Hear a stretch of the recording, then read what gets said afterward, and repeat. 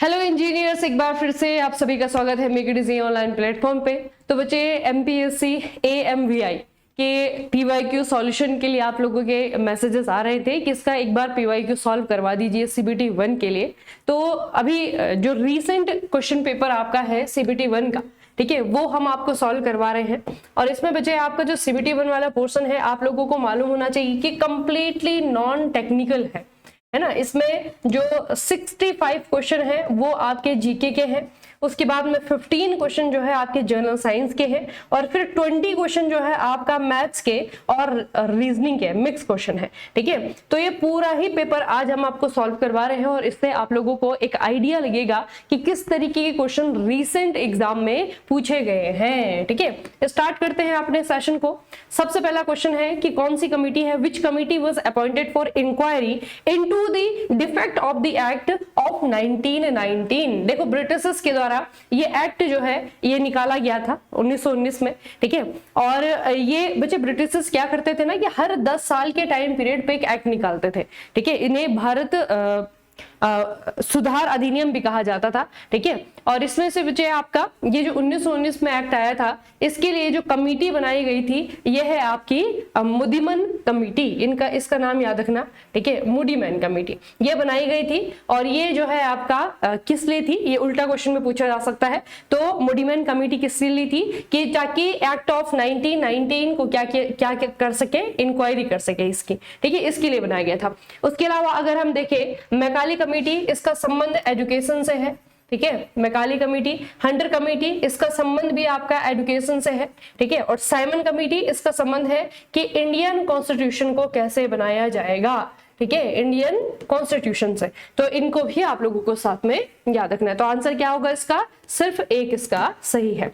अगला है बच्चे, which was the first war fought during the time of Lord Harding 1844 to 1848। ये जो टाइम इंटरवल है ये है आपका लॉर्ड हार्डिंग का। अब ये एग्जामिनर पूछ रहा है आपको कि लॉर्ड हार्डिंग के दौर में इनमें से कौन सा युद्ध हुआ था, ठीक है। सबसे पहला है आपका एंग्लो मराठा वार, एंग्लो सिख वार, एंग्लो अफगान वार या फिर एंग्लो मुगल वार। ये क्वेश्चन उल्टा भी पूछा जाता है, आपको क्वेश्चन पूछा जाएगा कि जो एंग्लो सिख वार हुआ था इसमें ब्रिटिशर्स के द्वारा किसके द्वारा लीड किया गया था। तो लॉर्ड हार्डिंग के टाइम पीरियड में बच्चे आपका एंग्लो सिख वॉर हुआ था, ये आपको याद रखना है।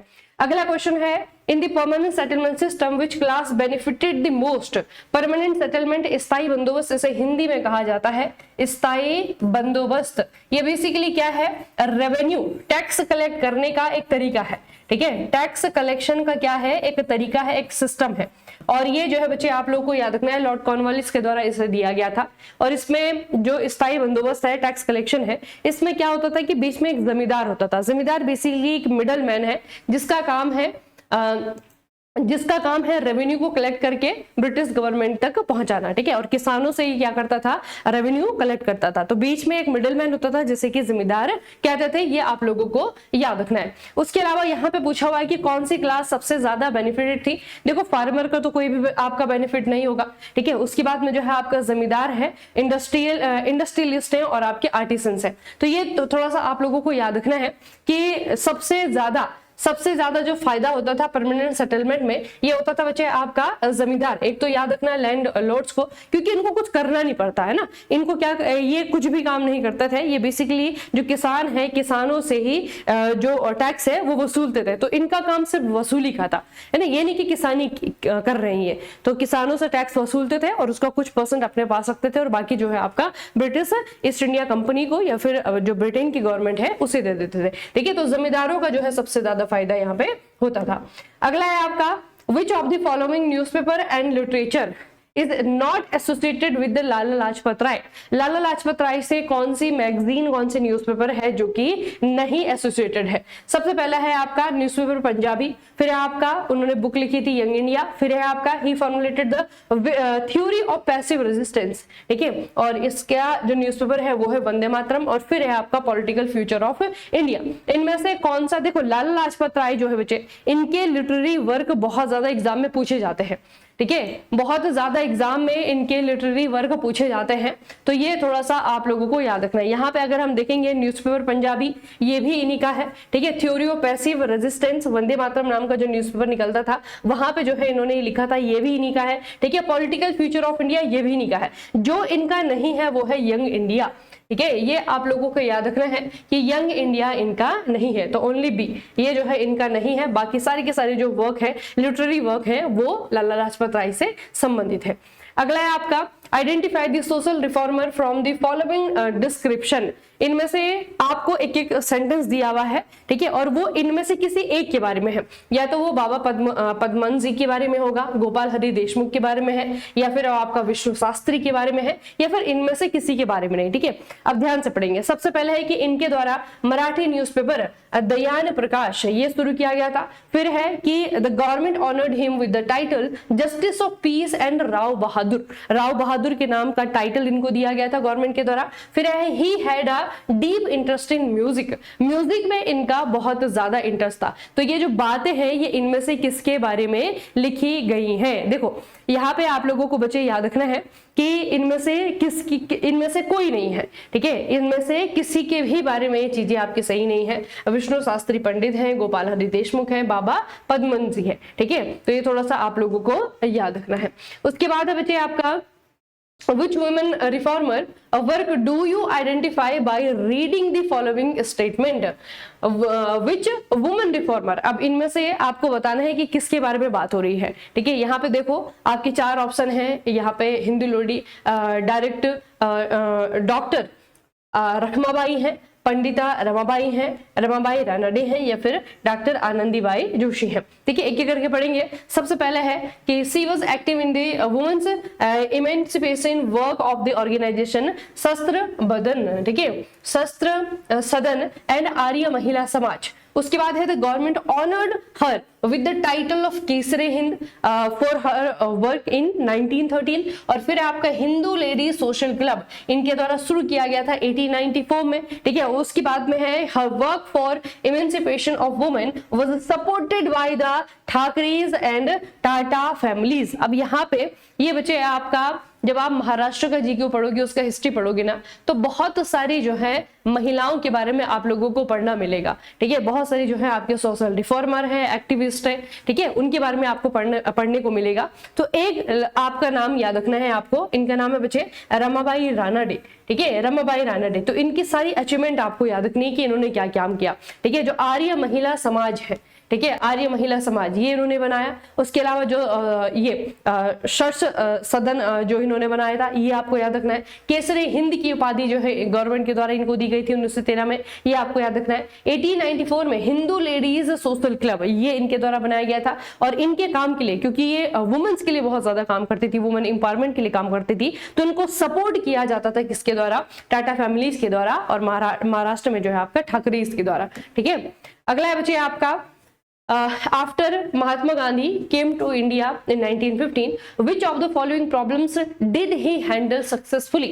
महात्मा गांधी 1915 में जब भारत आए तो कौन सी प्रॉब्लम इनमें से ऐसी है जिसे कि उन्होंने सफलतापूर्वक सॉल्व किया? तो कौन सी प्रॉब्लम है? सबसे पहला है indigo problem of Champaran in Bihar, ठीक है। फिर है आपका the land revenue problem of the farmer of Kheda, the conflict between the mill worker and the owner in Ahmedabad city, creating a separate electorate for Muslim, ठीक है। अब यहाँ पे बच्चे 3 मूवमेंट ऐसे हैं जो कि लीड किए गए हैं महात्मा गांधी के द्वारा, ठीक है, एक को छोड़ करके। तो वही जो है आप लोगों को बताना है। देखो जो चंपारण सत्याग्रह हुआ था, गांधी जी का पहला सत्याग्रह था, ये आपका बिल्कुल सही है। चंपारण सत्याग्रह को गांधी जी के द्वारा लीड किया गया था। उसके बाद है आपका फार्मर ऑफ खेड़ा, इनकी प्रॉब्लम चल रही थी तो खेड़ा सत्याग्रह इसे कहा जाता है, यहाँ पे भी गांधी जी के द्वारा लीड किया गया था। फिर है आपका अहमदाबाद मिल मजदूर सत्याग्रह, इसमें भी गांधी जी ने हिस्सा लिया था। तो ए बी सी तीनों में ही बच्चे गांधी जी ने हिस्सा लिया था, और इन 3 जगह की प्रॉब्लम को उन्होंने सक्सेसफुली क्या किया था? सॉल्व किया था। तो ए बी सी 3 सही है। बाकी जो है आपका सेपरेट इलेक्टोरेट मुस्लिम्स के लिए, इसमें गांधी जी का हाथ नहीं था, ये अंग्रेजों का किया धरा है, ठीक है, ये आप लोग को याद रखना। अगला है आपका which of the following activist let the March two the मामलेदार कोड टू सागांव ऑन 3 सितंबर 1942। अब यहाँ पे बच्चे आपका क्या है? यह है आपका महाराष्ट्र का, ठीक है। महाराष्ट्र की हिस्ट्री जब आप पढ़ोगे ना, तो इस तरीके की बहुत सारी इवेंट जो है आप लोगों को देखने को मिलेंगे, ठीक है।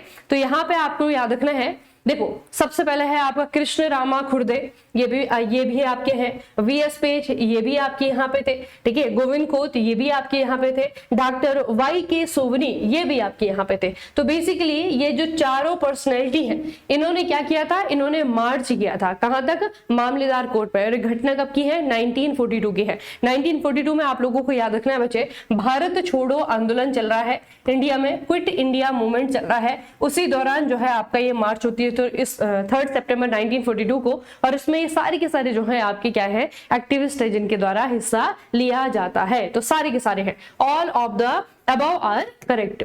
अगला है आपका, which of the following statement are correct regarding the uprising of 1857 in Maharashtra. 1857 की क्रांति के बारे में, महाराष्ट्र के बारे में कौन सी बात सही है, ठीक है। अब महाराष्ट्र के बारे में है, तो कौन सी बात सही है हमें वो बताना है, ठीक है। तो जो सही है मैं आपको वही बताती हूँ बच्चे, ठीक है। वो हम 3 बातें याद रखेंगे। तो सबसे पहले जो है आपका, soldiers of 21st and 28th regiment mutinied in Kolhapur on 31 July 1857, बिल्कुल सही बात है। ये देखो 2 रेजिमेंट है आपकी, 21वीं और 28वीं, ठीक है। इसके जवान जो है इकट्ठा हुए थे, इन्होंने विद्रोह किया था कोल्हापुर पे, ठीक है। ये भी आपका बिल्कुल सही है। उसके बाद है, in princely state of Nargunda Bhave's adopted son was disowned and he rebelled in May 1858। 1858 में जब किसके द्वारा, जो भावे के द्वारा है ना, जो उनका बेटा उन्होंने अडॉप्ट किया था, उसको अंग्रेज क्या करते हैं, एक्सेप्ट नहीं करते हैं। उसके बाद उन्होंने विद्रोह शुरू किया था, ये भी आपका बिल्कुल सही है। उसके बाद है, the Bhil were defeated in the battle of Ambapani on 11 अप्रैल 1858। जो भील है बच्चे, वो हार जाते हैं किसमें, बैटल ऑफ अंबापानी में, कब, 1858 पे, ठीक है। तो ये भी आपका बिल्कुल सही है। तो ये तीनों ही घटनाएं बिल्कुल सही है, किसके बारे में, 1857 के रिवॉल्ट के बारे में, जो कि महाराष्ट्र से पर्टिकुलरली रिलेटेड है। तो यहाँ पे जो है आपका बी वाला सही है, सी वाला सही है और डी वाला भी सही है, ठीक है। ये 3 जो है आपके करेक्ट है। अगला है बच्चे कि match the pair national Congress session and venues versus chairman, ठीक है। अब यहाँ पे अगर आप देखोगे, ध्यान से देखना, पहला है आपका कलकत्ता, जो सेकंड सेशन है 1886 में कलकत्ता में हुआ था। थर्ड सेशन 1887 में मद्रास में हुआ था। 1888 में जो फोर्थ सेशन है इलाहाबाद में हुआ था। और फिफ्थ सेशन जो है 1889 में आपको मुंबई में हुआ था, ठीक है। अब इनमें आपका क्या है कि एक तरफ सेशन दिए हुए हैं, ये इंडियन नेशनल कांग्रेस के सेशन है, ठीक है। और इनमें से कोई ना कोई एक गलत दिया हुआ है ना, तो वो गलत मैच जो है ना बच्चे, वो हमें पहचाना है, ठीक है। हमें क्या करना है, इसको जो है सही करना है, तो बेसिकली, ठीक है। तो यहाँ पे थोड़ा सा याद रखिएगा, क्योंकि सारे के सारे कैसे हैं, ये बहुत बार जो है आपके एग्जाम में पूछे जाते हैं, ठीक है। बहुत बार एग्जाम में पूछे जाते हैं। देखो सबसे पहले आप लोगों को याद रखना है, ये है आपका कलकत्ता सेशन 1886 में, जो कि कांग्रेस का दूसरा सेशन था बच्चे, ठीक है। यहाँ पर कौन अध्यक्षता करते हैं, दादा भाई नौरोजी। इनका नाम मैं यहाँ पे लिख देती हूँ, है ना, क्योंकि इसको हम मैच तो नहीं कर पाएंगे। तो दादा भाई नौरोजी ये इसको लीड करते हैं, फिर इसकी अध्यक्षता करते हैं। उसके बाद है थर्ड सेशन, जो कि 1887 में मद्रास में हुआ था। इसको जो है आपके कौन लीड करते हैं, बदरुद्दीन तैयब जी, ठीक है। बदरुद्दीन तैयब जी ये इसको लीड करते हैं। फिर जो फोर्थ सेशन है 1888 में हुआ था, इलाहाबाद में हुआ था, ठीक है। इसको जो है आपका कौन लीड करते हैं, इसको लीड करते हैं जॉर्ज यूले, जो कि पहले इंग्लिश, ठीक है। इनका नाम भी याद रखना है, इनके वो याद रखना है कि क्या क्या कंट्रीब्यूशन है। तो जो चौथा सेशन है बच्चे, यहाँ पे क्या होता है कि पहली बार किसी अंग्रेज को, किसी व्हाइट पर्सन को कांग्रेस की अध्यक्षता सौंपी जाती है, ठीक है। फर्स्ट कांग्रेस के प्रेसिडेंट थे जो कि अंग्रेज थे, ठीक है। उसके बाद में बदरुद्दीन तैयब जी की अगर हम बात करें, ये पहले ऐसे व्यक्ति थे जो कि मुस्लिम थे कांग्रेस की अध्यक्षता करने वाले। इनका भी आपको नाम याद रखना है। जो फिफ्थ सेशन होता है बच्चे 1889 में, इसे जो है आपका विलियम वेडरबर्न, है ना, ये जो है इसकी अध्यक्षता करते हैं। तो इस तरीके से जो है आपके सारे के सारे मैच वो ऑप्शन नंबर ए के साथ में सही जाएंगे, ये आप लोगों को याद रखना है। सेकंड सेशन है, थर्ड है, फोर्थ है और फिफ्थ है, ठीक है। अगला बच्चे, विच of the following is a wrong statement regarding the hill station and district, ठीक है। अब एक एक करके पढ़ते हैं कि कौन सा हिल स्टेशन कहां पर है। Which of the following is the wrong statement, एक है जो कि गलत है, बाकी के सही, बाकी की 3 जो है सही है। पाल जो है आपका जलगांव में है। आपका तोरणमल ये धुले में है, आपका महाबलेश्वर ये सतारा में है, और आपका लोनावाला ये पुणे में है। अब ये ज्योग्राफी है कहाँ की, महाराष्ट्र की, ठीक है, वहां से जो है आपका एक क्वेश्चन पूछा गया है। तो एक है जो कि गलत है, वो है आपका तोरणमल, ये धुले में नहीं है। बाकी तीनों को याद रखना, पाल आपका जलगांव में है, महाबलेश्वर सतारा में है, लोनावाला पुणे में है। उसके बाद है बच्चे आपका identify the incorrect statement from the following statement. अब यहाँ पे 4 ऑप्शन है और चारों में से एक बात आपकी गलत है, बाकी 3 क्या है, सही है। तो जो सही है उसे हम पढ़ लेते हैं। देखो बच्चे, सबसे पहले है the confluence of the reverse Wardha and Wainganga occurs south west of the Chandrapur. देखो चंद्रपुर यानी कि महाराष्ट्र, चंद्रपुर महाराष्ट्र में वर्धा और वेनगंगा का संगम होता है, कन्फ्लुएंस होता है, बिल्कुल सही है। उसके बाद है Kanha, Pench, Bagh are tributaries of the Wainganga river. Kanha और पेंच और बाघ ये जो 3 नदियां हैं ये क्या है, ट्रिब्यूटरी है वेनगंगा की, ये आपका बिल्कुल सही है। उसके बाद बच्चे आपका अगला आता है ट्रिब्यूटरीज लाइक पूस, अराना और वगादी एंड खुली join on the left bank of the Wainganga river, ये भी आपका बिल्कुल सही है, ठीक है। जो सही नहीं है वो है आपका मंजारा के बारे में। मंजारा के बारे में है द ट्रिब्यूटरीज ऑफ मंजारा रिवर तवराजा, तोरना, मयनाड, गिरना जॉइंस द गोदावरी, है ना, ये जो है आपका बिल्कुल गलत है, ये वाला सेंटेंस आपका गलत है। बाकी 3 जो है आपके सेंटेंसेस नदियों के बारे में, महाराष्ट्र के ड्रेनेज सिस्टम के बारे में सही है।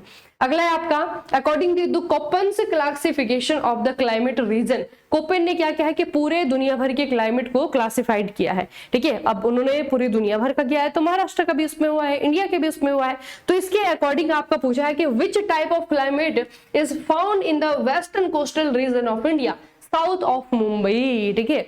अब महाराष्ट्र जो है आपका अगर आप देखेंगे तो मुंबई के साउथ में, ठीक है, किस प्रकार का क्लाइमेट मिलता है according to the Koppen classification, है ना। तो इसको बच्चे डायरेक्टली जो है आपको याद रखना है कि किस प्रकार का क्लाइमेट मिलता है। देखो इसको याद रखना बच्चे, ये है आपका monsoon type with short dry winter, इसको कहते हैं AMW, याद रखना AMW, ठीक है। एम का मतलब है बच्चे आपका मॉनसून, ठीक है, मतलब अगर यहाँ पे मॉनसूनी क्लाइमेट मिलता है इंडिया में, कहीं पे भी आप अगर देखोगे इस तरीके की जो है आपका मॉइस्ट क्लाइमेट मिलता है, तो वहां पे बच्चे एम इस्तेमाल होता है, ठीक है। एक तो ये याद रखना। तो अगर हम मुंबई के दक्षिण में जाते हैं तो वहां पे जो क्लाइमेट मिलता है उसे क्या कहा जाता है, AMW कहा जाता है, यानी कि मानसून भी होगा, मानसून टाइप, लेकिन वहां की जो सर्दियां हैं विंटर होंगी वो शॉर्ट होंगी और ड्राई होंगी।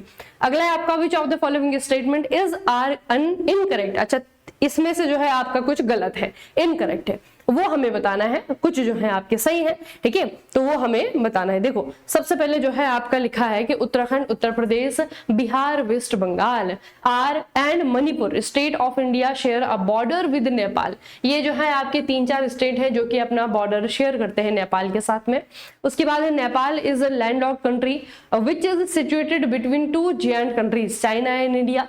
फिर आपका Bhutan is a neighbouring country of Nepal, Bhutan जो है वो नेबरिंग कंट्री है नेपाल का। अब देखो बच्चे, इनमें से जो है आपका कुछ सेंटेंसेस हैं जो कि इनकरेक्ट है, ठीक है, कुछ सेंटेंसेस हैं जो कि आपके क्या है, इनकरेक्ट है। तो कौन से वाले आपके इनकरेक्ट है, कौन से वाले आपके इनकरेक्ट है? सबसे पहले तो ये लिखा हुआ देखो, भूटान जो है नेबरिंग कंट्री है नेपाल का, ये जो है आपका इनकरेक्ट है, ठीक है। ऊपर वाले में अगर आप देखोगे बच्चे, उत्तराखंड बाउंड्री शेयर करता है नेपाल के साथ में, बिल्कुल सही है। यूपी करता है, बिहार करता है, वेस्ट बंगाल भी करता है, मणिपुर नहीं करता है। मणिपुर नहीं लिखा होता तो ये आपका सही होता है ना। बाकी ऊपर के जो स्टेट है ये जो है बॉर्डर शेयर करते हैं, तो ये जो है आपका गलत है। और ये बिल्कुल सही है कि नेपाल जो है लैंड लॉक्ड कंट्री है, मतलब नेपाल की कोई भी समुद्री तट रेखा नहीं है, है ना। 2 देशों के बीच में आता है, इसके उत्तर की तरफ में चाइना है और दक्षिण की तरफ पे इंडिया है, तो ये आपका सही है। ए और सी जो है आपके वो गलत है, ये होगा आपका आंसर, ठीक है। अगला है आपका the following minerals, match the following minerals and mining areas. अब देखो बच्चे, मैग्नीज, आयरन ओर है, बॉक्साइट है, क्रोमाइट है, ठीक है। और यहाँ पे जो जगह है, जनोली है, चिखाला है, उदयगिरी है और आपका सूरजगढ़ है। तो इनको याद रखना है क्योंकि महाराष्ट्र स्पेसिफिकली जो है आपका महाराष्ट्र के बारे में है, ठीक है। सबसे पहले बच्चे अगर हम मैग्नीज की बात करते हैं तो मैग्नीज जो है आपका सबसे ज्यादा होता है चिखाला में, ठीक है। एक तो ये आपको याद रखना। उसके बाद जो है आपका आता है आयरन ओर। आयरन ओर जो है आपका कहाँ पे होता है, ये होता है आपका सूरजगढ़ में, ठीक है। एक तो ये याद रखिएगा। बॉक्साइट जो कि एल्यूमिनियम का ओर है, ये आपको कहाँ पर देखने को मिलेगा, ये आपको देखने को मिलेगा जनोली में, ठीक है। बॉक्साइट ये जनोली में देखने को मिलेगा। फिर आपका क्रोमाइट बसता है जो कि उदगिरी में आपको देखने को मिलेगा, ठीक है। तो इस तरीके से जो है आपका कहाँ पर क्या होता है। मिनरल्स कहां पर क्या पाया जाता है ये भी याद रखना, ये भी पर्टिकुलरली किसके बारे में है, पर्टिकुलरली जो है आपका महाराष्ट्र के बारे में है। ठीक है, तो यहाँ पे आपका आंसर क्या बनता है, ए कहा है आपका थर्ड है ना, चिकला में आपका होता है मैग्नीज जो है आपका चिकला में, तो ए का थर्ड जो है आपके यहाँ पे 3 वाले, तो हम डी वाले से पहचान लेंगे, तो डी वाले में फोर्थ तो जो है आपका एक ही में है, ये आपका ऑप्शन नंबर डी। ठीक है, अगला है आपका which of the following is not an objective of प्रधानमंत्री मत्स्य संपदा योजना 2025। इनमें से प्रधानमंत्री मत्स्य संपदा योजना का एम कौन सा नहीं है। ठीक है, कौन सा नहीं है, तो जो नहीं है मैं आपको बता देती हूँ, पहले वो पढ़ लेते हैं जो कि है। सबसे पहले बच्चे social physical and economic security of fisherman, बिल्कुल सही है। उसके बाद है आपका harnessing of fisheries potential in sustainable manner, ये भी आपका सही है। ये enhancing fish production and productivity, ये भी आपका बिल्कुल सही है। ठीक है, तो यहाँ पे आपका क्या है कि एक आपका जो सेंटेंस है जहां पर लिखा हुआ है कि फोरफोल्ड इंक्रीज द फिशरमैन इनकम। ठीक है, ये आपका लिखा हुआ है, तो थोड़ा सा क्या है इसमें आपका क्या है बच्चे, ये गलत है। बाकी जो ऑब्जेक्टिव है, ऑब्जेक्टिव यही है सारे के सारे, मत्स्य संपदा योजना जो है फिशरीज से रिलेटेड है। ठीक है, फिशरमैन को जो है उसकी प्रोडक्टिविटी बढ़ाने से रिलेटेड है। ठीक है, इनकम नहीं डायरेक्टली बढ़ेगी, लेकिन हाँ प्रोडक्टिविटी बढ़ेगी, तो वैसी बात है कि बाकी सारी की सारी चीजें भी बढ़ जाएंगी। तो ए सी डी ये तीनों ही जो है आपके सही है, बस बी जो है आपका ऑब्जेक्टिव नहीं है। अगला है आपका India first cloned cow calf of the Gir breed was named as. India का जो पहला गाय का बछड़ा था है ना, गिर ब्रीड का, उसका नेम जो है आपका क्या रखा गया है, इसका नाम बचे है कपिला। ठीक है, इसका नाम क्या है, कपिला रखा गया है। As per UN World Agenda 2015, how many sustainable development goals are identified? 2015 में जो UN का वर्ल्ड एजेंडा आया था उसके अकॉर्डिंग कितने सस्टेनेबल डेवलपमेंट गोल हैं, ये आपके 17 है टोटल, और इनको अचीव करने के लिए यूनाइटेड नेशन जो ईयर रखा है ये है आपका 2030 कि 2030 में इन 17 गोल्स को क्या करना है, अचीव करना है। Arrange this tributary of Yamuna river from the east to west direction. River कौन कौन सी है, सिंध है, चंबल है, बेतवा है, केन है। अब देखो बच्चे यमुना की अगर हम बात करें, सबसे इंपॉर्टेंट जो ड्रेनेज सिस्टम है, जब आप इंडिया का ज्योग्राफी पढ़ोगे ना तो सबसे इंपॉर्टेंट है गंगा। ठीक है, ये तो आप लोगों को मालूम है गंगा की इंपॉर्टेंस क्या है, सबसे बड़ी भी है, सबसे जो बड़ा ड्रेनेज सिस्टम है इसी का है ना, सबसे बड़ा बेसिन भी इसी का है। तो इसकी जो सबसे बड़ी नदी है, सहायक नदी है, वो है आपकी यमुना। ठीक है, यमुना रिवर सबसे बड़ी ट्रिब्यूटरी है गंगा की, एक तो ये याद रखना। अब इसको जब हम यमुना को हम पढ़ते हैं तो यमुना की जो अधिकतर ट्रिब्यूटरीज है ना वो इसके बाईं तरफ से, इसके दाईं तरफ से जो है इसमें आती है, यानी कि साउथ की तरफ से इसमें आके मिलती है।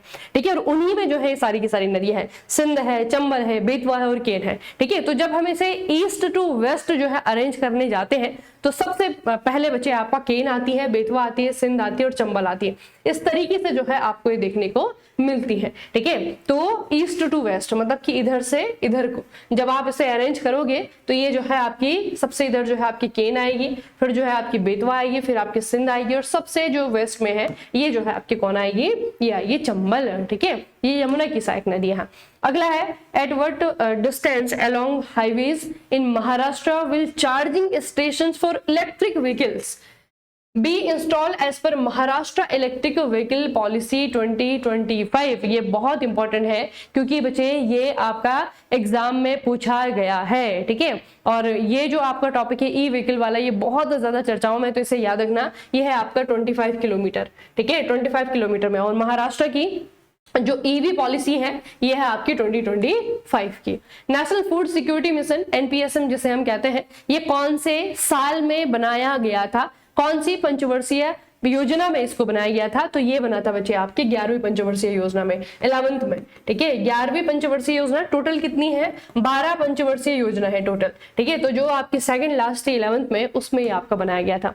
अगला है identify the correct statement from the following. इनमें से जो है हमें करेक्ट ढूंढना है। 2 स्टेटमेंट दिए हुए बच्चे, दोनों में से कोई जो है आपका एक ही सही होगा या फिर दोनों ही सही होंगे। ठीक है, तो इनमें से जो सही है वो ही मैं आपको बता देती हूँ। फिस्कल पॉलिसी के बारे में है, देखो fiscal policy gained more importance in the post great depression period of 1929 to 33 in terms of smooth functioning of the economy. J.M. Keynes contribution in the regard is significant. अब देखो बच्चे, एक तो यहाँ पे इकोनॉमिक्स का नाम दिया हुआ है, याद रखना जेएम कीन्स नाम है इनका, ठीक है। इनका जो कंट्रीब्यूशन है फिस्कल पॉलिसी के उसमें, या फिर कह सकते हैं ग्रेट डिप्रेशन के टाइम पीरियड पे ना, इकोनॉमिक को समझाने में, नए कॉन्सेप्ट देने में इनका जो है बहुत बड़ा कंट्रीब्यूशन रहा है, ठीक है। एक तो ये याद रखना, और थोड़ा सा ये याद रखो कि जो फिस्कल पॉलिसी वाला जो कॉन्सेप्ट है ना, इसने पॉपुलैरिटी या फिर इसकी जो इंपॉर्टेंस समझ में आई है वो समझ में आई है पोस्ट ग्रेट डिप्रेशन पीरियड, यानी कि 1929-1933 के बाद, है ना, उसके बाद में जो है फिस्कल पॉलिसी की जो इंपॉर्टेंस है वो समझ में आई है। और आज आप भी देखते होंगे कि हमारी कंट्रीज भी क्या करती हैं, हमारी जो सरकारें हैं वो फिस्कल पॉलिसी को अच्छा सा अच्छा बनाने की कोशिश करती हैं। तो इसकी जो इंपॉर्टेंस है वो तभी समझ में आया जबकि ग्रेट डिप्रेशन आया। अच्छा, find out a correct match from the following. देखो कौन सा सही है। सबसे पहला है आपका 14th finance commission, YV Reddy के द्वारा लीड किया गया था। 10th 5 ईयर प्लान 2003 से 2008 तक है। Lowering of the custom duties, financial sector reforms है। और फिर आपका fiscal deficit of central government for 2022। अब ये क्या है बच्चे, ये तो आपका अपडेट होता रहेगा, है ना, क्योंकि हर साल के लिए जो है आपका अलग अलग रहता है। ये थोड़ा सा एक तो आपको ये याद रखना है कि हर साल के लिए आपका अलग अलग रहता है, ठीक है। बाकी इनमें से आपका क्या ढूंढना है, हमें करेक्ट मैच हमें ढूंढना है, तो करेक्ट वाला आप याद रखना। देखो जो 14वां वित्त आयोग था, 14th फाइनेंस कमीशन था, इसको लीड किया था किसने, वाईवी रेड्डी ने, ठीक है। इनका नाम याद रखना, वाईवी रेड्डी के द्वारा जो है आपका ये लीड किया गया था, ठीक है। अगला है आपका Which of the following combination correctly reflect the 3 key enhancement under the extended प्रधानमंत्री जन धन योजना। इनमें से कौन सा वाला है जो कि क्या करता है, जो जनधन योजना है, प्रधानमंत्री जनधन योजना 2018 की, उसको जो है ये अच्छे से समझाता है। देखो बच्चे, प्रधानमंत्री जनधन योजना एक बहुत इंपॉर्टेंट स्कीम रही है सरकार की, ठीक है। और गवर्नमेंट इसमें क्या करती है, जिनके पास में खाता नहीं होता है ना, उनको कहती है कि 0 रुपए में जो है तुम्हें क्या करना है, खाता खोलना है। तो एक एक करके मैं सारी ही आपको वो चीजें बता देती हूँ जो कि प्रधानमंत्री जनधन योजना के बारे में है।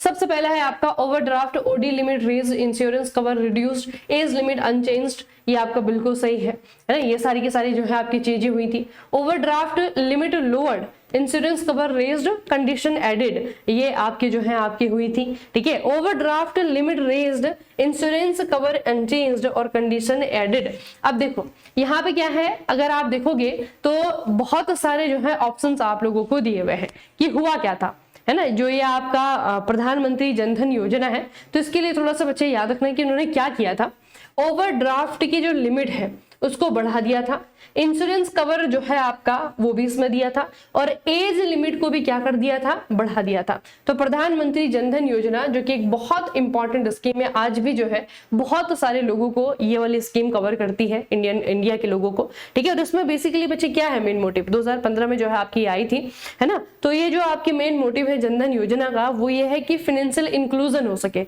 जिन लोगों के पास में बैंक के खाते नहीं है उनका खाता खुलाया जा सके, उनको बैंकिंग हैबिट समझाया जा सके, ठीक है, प्रधानमंत्री जनधन योजना। अगला है आपका M Narasimhan committee formed in 1991 is associated with which of the following. Narasimha committee 1991 में जो आपकी बनाई गई थी, इसका संबंध किससे है, यह है आपका फाइनेंशियल सेक्टर के रिफॉर्म से, ठीक है। अगला क्वेश्चन है आपका, the government appointed a 5-member committee headed by dash in May 2016 to review of fiscal responsibility and budget management, FRBM Act। FRBM Act को एक तरीके से रिव्यू करने के लिए जो समिति बनाई गई थी उसको किसने लीड किया था, मिस्टर NK सिंह, ठीक है। अगला है आपका नीति आयोग जो है कब स्टैब्लिश किया गया था, तो बेसिकली नीति आयोग को रिप्लेस एक तरीके से दोबारा से बनाया गया ना, इससे पहले योजना आयोग था बच्चे, और 26 जनवरी 2015 इस दिन जो है नीति आयोग आपका बना है। विच committee explain the definition of the poverty line. Poverty line को डिफाइन करने के लिए कौन सी कमेटी आई थी, तो इनमें आप लोगों को दो कमेटीज का नाम याद रखना है बच्चे, ठीक है। एक तो जो है आपकी तेंदुलकर कमेटी है और दूसरी जो है आपकी रंगराजन कमेटी है। तो ओनली जो है आपका A एंड B, तेंदुलकर और रंगराजन कमेटी। अगला है आपका which of the following statement regarding India's industrial policy is incorrect. इनमें से इंडिया की इंडस्ट्रियल पॉलिसी के बारे में कौन सी बात गलत है या फिर इनकरेक्ट है। देखो, the industrial policy of 1948 set out the objective of establishing a mix economy for India. देखो मैं आपको डायरेक्ट ही बताती हूँ जो कि चीज आप लोगों को याद रखनी है। देखो इनकरेक्ट आपको पूछा हुआ है, ठीक है। तो हमारी जो इकोनॉमी है, इंडियन इकोनॉमी है, उसके बारे में एक चीज बच्चे याद रखिएगा कि चीजें हैं क्या। सबसे पहले है आपका इंडस्ट्रियल पॉलिसी 1948 की, ये जब आई थी तो इसका जो ऑब्जेक्टिव था वो क्या था, establish a mixed economy for India. बिल्कुल सही बात है, हमारी जो इकोनॉमी है उसमें जो है आपको दोनों ही प्रकार की चीजों का, समाजवादी अर्थव्यवस्था, उसकी भी कुछ जो है आपको विशेषताएं मिल जाएंगी, और जो आपकी जो एक तरीके से जो अमेरिका से हमने या फिर पूरी दुनिया भर में है ना, जो अमेरिका की इन्फ्लुएंस में जो इकोनॉमी बनी है जिससे कि हम कैपिटलिज्म कहते हैं, उसके भी कुछ सिग्निफिकेंस यहाँ पे देखने को मिलता है। तो हमारी जो इकोनॉमी है वो है मिक्स इकोनॉमी, ठीक है, ये इसने इंट्रोड्यूस किया था, बिल्कुल सही बात है। फिर आपका है it is seen that 1956 industrial policy gave more importance to public sector industries and development than the 1948 industrial policy। देखो ये कह रहा है कि जो बाद की इंडस्ट्रियल पॉलिसी आई 1995 में, 1956 में, उसने क्या किया कि जो इंडस्ट्रीज है उनको ज्यादा वैल्यू दी बजाय कि 1948 से। तो बिल्कुल सही है ना, क्योंकि 1956 में अगर आप देखोगे तो इस समय बच्चे जो सेकंड 5 ईयर प्लान है वो भी स्टार्ट हो चुका है। तो जो दूसरी पंचवर्षीय योजना थी इसमें हमने यही किया, जो इंडस्ट्रीज थी उन पे फोकस किया, ठीक है। तो ये भी आपका बिल्कुल सही है, ठीक है, ये बच्चे आपका बिल्कुल सही है, ये आप लोगों को याद रखना है, ठीक है। ए और बी आपका सही है, जो सी वाला है ये जो है आपका इनकरेक्ट है। अगला है the objective of national population policy 2000। जो ऑब्जेक्टिव आपको उद्देश्य बताने हैं कि जो हमारी पॉपुलेशन पॉलिसी आई है ना, न्यू पॉपुलेशन पॉलिसी आई है, उसमें से इसके उद्देश्य क्या है याद रखना बच्चा। नेशनल पॉपुलेशन पॉलिसी कब की है, 2000 की है, और इसकी जो मेन मोटिव है ना, मेन मोटिव वो आप लोगों को याद रखना है। एक तो इसका मोटिव है to reduce total fertility rate, बिल्कुल सही है, to stabilise population by the 2045। आपको पता है कि 2047 में भारत सरकार क्या कह रही है, हमारा जो मोटो है, हमारा जो एम है कि 2047 में इंडिया को जो है एक डेवलप्ड नेशन बन जाना है, ठीक है, ये हमारा एक एम चल रहा है ना, सरकार का एक टारगेट है ये। तो इसी में जो है ये दो भी आप याद रखना है कि नेशनल पॉपुलेशन पॉलिसी में ये दो जो है हमारे ऑब्जेक्टिव है, एक तो फर्टिलिटी रेट को क्या करना है, रिड्यूस करना है, दूसरा जो है स्टेबलाइज पॉपुलेशन बाय द 2045, जो हमारी पॉपुलेशन बहुत तेजी से ग्रो कर रही है उसको भी हमें स्टेबलाइज करना है 2045 तक, ठीक है। तो ए और बी जो है आपके सही है। अगला है the generally accepted criteria for public डेब्ट सस्टेनेबिलिटी आर। देखो generally accepted criteria for the public डेब्ट सस्टेनेबिलिटी। अब थोड़ा सा इसको ध्यान से याद रखना बच्चे, क्योंकि यहाँ पे क्या है, यहाँ पे इकोनॉमिक्स का एक कॉन्सेप्ट है, ठीक है, इकोनॉमिक्स का एक कॉन्सेप्ट है, और इसी को जो है आपका ए बी और सी 3 सेंटेंसेस के माध्यम से क्या किया हुआ है, समझाया हुआ है, ठीक है। देखो सबसे पहला है आपका फ्यूचर डेब्ट, GDP ratio should be reduced to a certain fraction of today's डेब्ट जीडीपी रेशियो। देखो एक तो आपको ये याद रखना थोड़ा सा कि अगर हम डेब्ट का मतलब आपका क्या होता है, हिंदी में हम कहते हैं ऋण, लोन, कर्जा, ठीक है। अगर बच्चे इस कर्जा को जो है क्या करना है, कम करना है, ठीक है, तो जो जीडीपी रेशियो है डेब्ट से, है ना, वो आपका कम होना चाहिए। उसके बाद में जो है आपका एक और याद रखना, द डेब्ट GDP ratio for the future can be fixed at today's ratio. जो डेब्ट जीडीपी रेशियो है उसको क्या किया जा सकता है, आज के रेशियो पे ही फिक्स किया जा सकता है। इन दोनों को थोड़ा सा आप लोग याद रखना। डेब्ट should be nil during specific period, ये तो देखो कभी भी नहीं हो सकता, है ना। आपको पता है कि हमारी सरकार जो है वो प्रॉफिट के लिए कभी भी काम नहीं करती है ना, करती है क्या, प्रॉफिट के लिए नहीं करती है, लोगों के लिए। मतलब सरकार का कहना है कि हम जो है पॉलिसीज में पैसा खर्च करते हैं, तो कुछ ना कुछ परसेंट तो डेब्ट हमेशा रहेगा, है ना। ये जो है किसी भी टाइम पीरियड के लिए जो है आपका नील नहीं हो सकता है, क्योंकि फिर तो ऐसा होगा कि सरकार को सिर्फ फायदा करना है ना। किसी के लिए जो सरकार स्कीम में जो पब्लिक इतनी सारी गवर्नमेंट स्कीम्स आती है उसमें तो पैसा खर्च नहीं करेगी, है ना। तो ये तो आपका कभी भी नहीं हो सकता बच्चे। तो ये दो सेंटेंसेस आपके बिल्कुल सही है, बी और सी, ठीक है। अगला है आपका the buffer stock of food grains are for.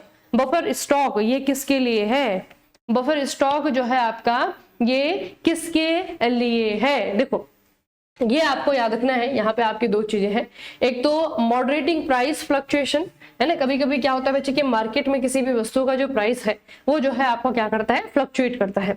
और दूसरा ये आप याद रखना सेल इन ओपन मार्केट, ठीक है, ओपन मार्केट के सेल को जो है आपका कंट्रोल करने के लिए भी बफर स्टॉक काम आते हैं, ठीक है। तो दोनों इसमें आपके सही है, ऑप्शन नंबर ए और ऑप्शन नंबर डी।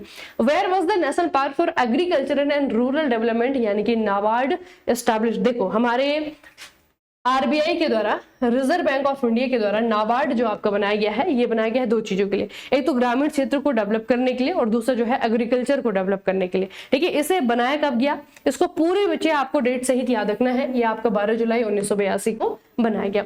फिर है which RBI act classifies the schedule bank and the non schedule bank, कौन सा रिजर्व बैंक ऑफ इंडिया का एक्ट है जिसने की बैंक को क्या किया, दो कैटेगरीज में दो कैटेगरी में जो है आपका कैटेगराइज कर दिया। इसे आप याद रखना, आरबीआई एक्ट है 1934 का। ठीक है, और इसके बाद ही आप लोगों को मालूम होना चाहिए कि इसी एक्ट के आधार पर 1935 में जो है आपका रिजर्व बैंक ऑफ इंडिया बना है, 1935 में। अगला है आपका which of the third stage in the theory of demographic transition, कौन सी वाली है थ्योरी ऑफ डेमोग्राफिक ट्रांजिशन का थर्ड स्टेज।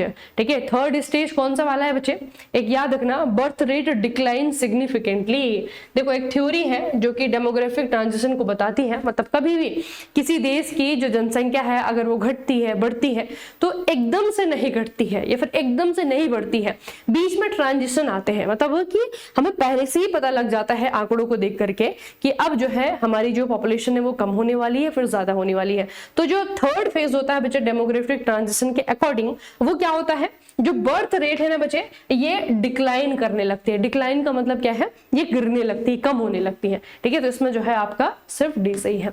अगला है identify the correct statement from the following about PM धन धान्य कृषि योजना, प्रधानमंत्री धन धान्य योजना है, इसके बारे में कौन सी बातें सही हैं। सबसे पहले है आपका यूनियन कैबिनेट के द्वारा अप्रूव किया गया इसे जुलाई 2025 में, बिल्कुल सही है। This scheme is design to catalyse growth in 2000 agri district, 200 agri district, ये भी बिल्कुल सही है कि सरकार के द्वारा 200 एग्री डिस्ट्रिक्ट पहले जो है आपके सेलेक्ट किए जाएंगे और फिर वहां पर एग्रीकल्चर को क्या किया जाएगा, बूस्ट किया जाएगा। ठीक है, तो ये आपका बिल्कुल सही है, दोनों ही बच्चे आपके सही हैं, बोथ ए एंड बी। अगला है आपका the second world summit for social development 2025 was held in dash from the 4 to 6 नवंबर 2025। अब ये आपको याद रखने की जरूरत नहीं है क्योंकि ये करंट अफेयर जो है ना ये हर साल बदलता है, आप लोगों को मालूम है ना, हर साल बदलता है, तो उसके अकॉर्डिंग जो है करंट अफेयर्स आपको पढ़ने हैं। Which of the following sportsman were honoured with the Padma Shri award in 2025, 2025 में इनमें से किसे दिया गया था। तो यहाँ पे बच्चे आपके 3 खिलाड़ी हैं जिनका नाम आप लोग को याद रखना है। रविचंद्रन अश्विन जो कि आपके किसके खिलाड़ी हैं, क्रिकेट के, एक तो इनको मिला था। ठीक है, पीआर सज्जस हॉकी खिलाड़ी हैं, इनको मिला था। हरविंदर सिंह, इनको भी मिला था। ठीक है, तो ये जो है आपके 3 खिलाड़ी हैं जिनको कि पद्मश्री मिला है 2025 में। ठीक है, ए बी और डी, ये वाला है ऑप्शन नंबर सी। अगला है which of the following is unified digital platform by the election commission of India to simplify the electoral process, हमारे इलेक्शन कमीशन के द्वारा इनमें से कौन सा प्लेटफॉर्म है जो कि इंट्रोड्यूस किया गया है, इसका नाम है डिजिलैक। ठीक है, देखो डिज का मतलब डिजिटल है और ईएलसी का मतलब है इलेक्शन। ठीक है, who honoured with the 43rd Lokmanya Tilak national award for the significance contribution to the national progress, किसे दिया गया है ये अवार्ड, ये आपका किसे दिया गया है, एकनाथ शिंदे को। ठीक है, महाराष्ट्र के पुराने वाले सीएम। अच्छा, विच टीम वाज द, चलो ये भी आपका चेंज हो जाएगा, ये भी आपका करंट अफेयर का है, ये भी आपको याद नहीं रखना है। Who among the following was honoured with the Padma Pani life time achievement Ajanta Ellora film, ये भी बच्चे आपका उसी का है ना, करंट अफेयर का है। देखो करंट अफेयर तो क्या है ना, करंट अफेयर जो है आपका साल के अकॉर्डिंग चेंज होता है। अब आप अभी अगर प्रिपरेशन करोगे तो आपको पता है कि ये जो है आपका चेंज होगा। ठीक है, ये जो है आपका चेंज होगा। इसमें आपका who has been appointed as the first women vice chancellor of Indira Gandhi national open university since, ये भी आपका करंट अफेयर है।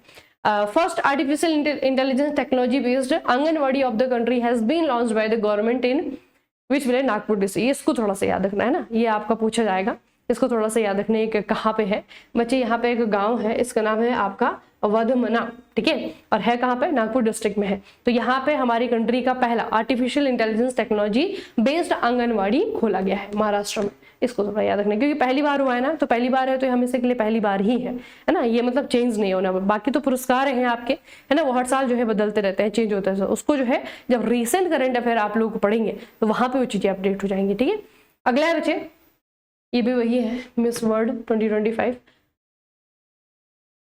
अच्छा, ये साइंस एंड टेक का है लेकिन याद कर लो। ठीक है, इसमें बच्चे आपके 2 स्टेटमेंट है। पहला कह रहा है कि निसार, ये एक ज्वाइंट प्रोजेक्ट है इसरो और नासा के बीच में, बिल्कुल सही है। फिर NISAR mission primarily objective are to study land and ice deformation, land ecosystem and the oceanic region. ठीक है, अब ये जो निसार बचे एक सैटेलाइट गया है, एक रडार अपर्चर है, और इसको बनाया है इसरो और नासा ने मिलकर के, बिल्कुल सही बात है। इसको लॉन्च भी कर दिया गया और इसका जो मेन ऑब्जेक्टिव है वो है स्टडी करने का। तो किसे स्टडी करेगा? लैंड और आइस डिफॉर्मेशन को स्टडी करेगा, ठीक है, लैंड इकोसिस्टम को स्टडी करेगा, और ओशियनिक रीजन जो महासागरीय क्षेत्र है उनको स्टडी करेगा। ये भी बिल्कुल सही, तो दोनों इसमें सही है, both A and B are correct. अगला है what is the annual income limit set for the beneficiary of the chief minister's Majhi Ladki बहन योजना।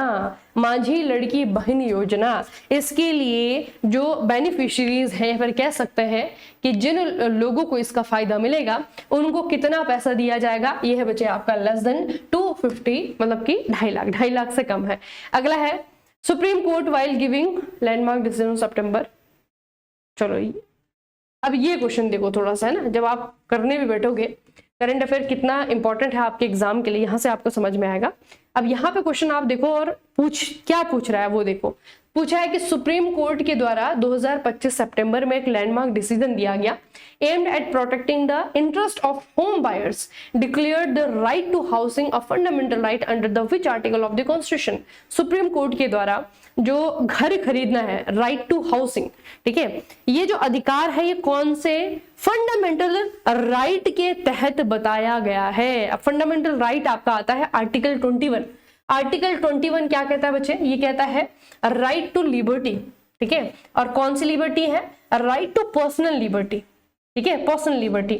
तो ये राइट टू पर्सनल लिबर्टी जो कि प्राण और दैहिक स्वतंत्रता जैसे हम हिंदी में कहते हैं, इसी के तहत जो है एक नया क्लॉज जोड़ा गया सुप्रीम कोर्ट के द्वारा, और यह है राइट टू हाउसिंग, ठीक है, राइट टू हाउसिंग। अगला बच्चे विच ग्राम पंचायत, ये भी आपका महाराष्ट्र वाज अवॉर्डेड, चेंज होगा ये आपका, है ना। Select the incorrect statement from the, चलो ये थोड़ा सा आपका पुराना है, मतलब कि ये पॉलिटी का है तो इसको थोड़ा सा याद रखना आप लोग, ठीक है। देखो आपके 4 सेंटेंसेस हैं और इनमें से हमें इनकरेक्ट स्टेटमेंट ढूंढना है, तो इनकरेक्ट के बजाय मैं आप लोगों को सही बता देती हूँ कौन कौन सा सही है। सबसे पहले बच्चे आपका लिखा हुआ है HVR Ayyangar was the chief draftsman of the constitute assembly, बिल्कुल गलत है आपका, ठीक है। SN Mukherjee was the secretary to the constitute assembly, ये भी आपका गलत है। Prem Behari Narain Raizada was the calligrapher of the Indian constitution. Calligrapher का मतलब आपका क्या होता है?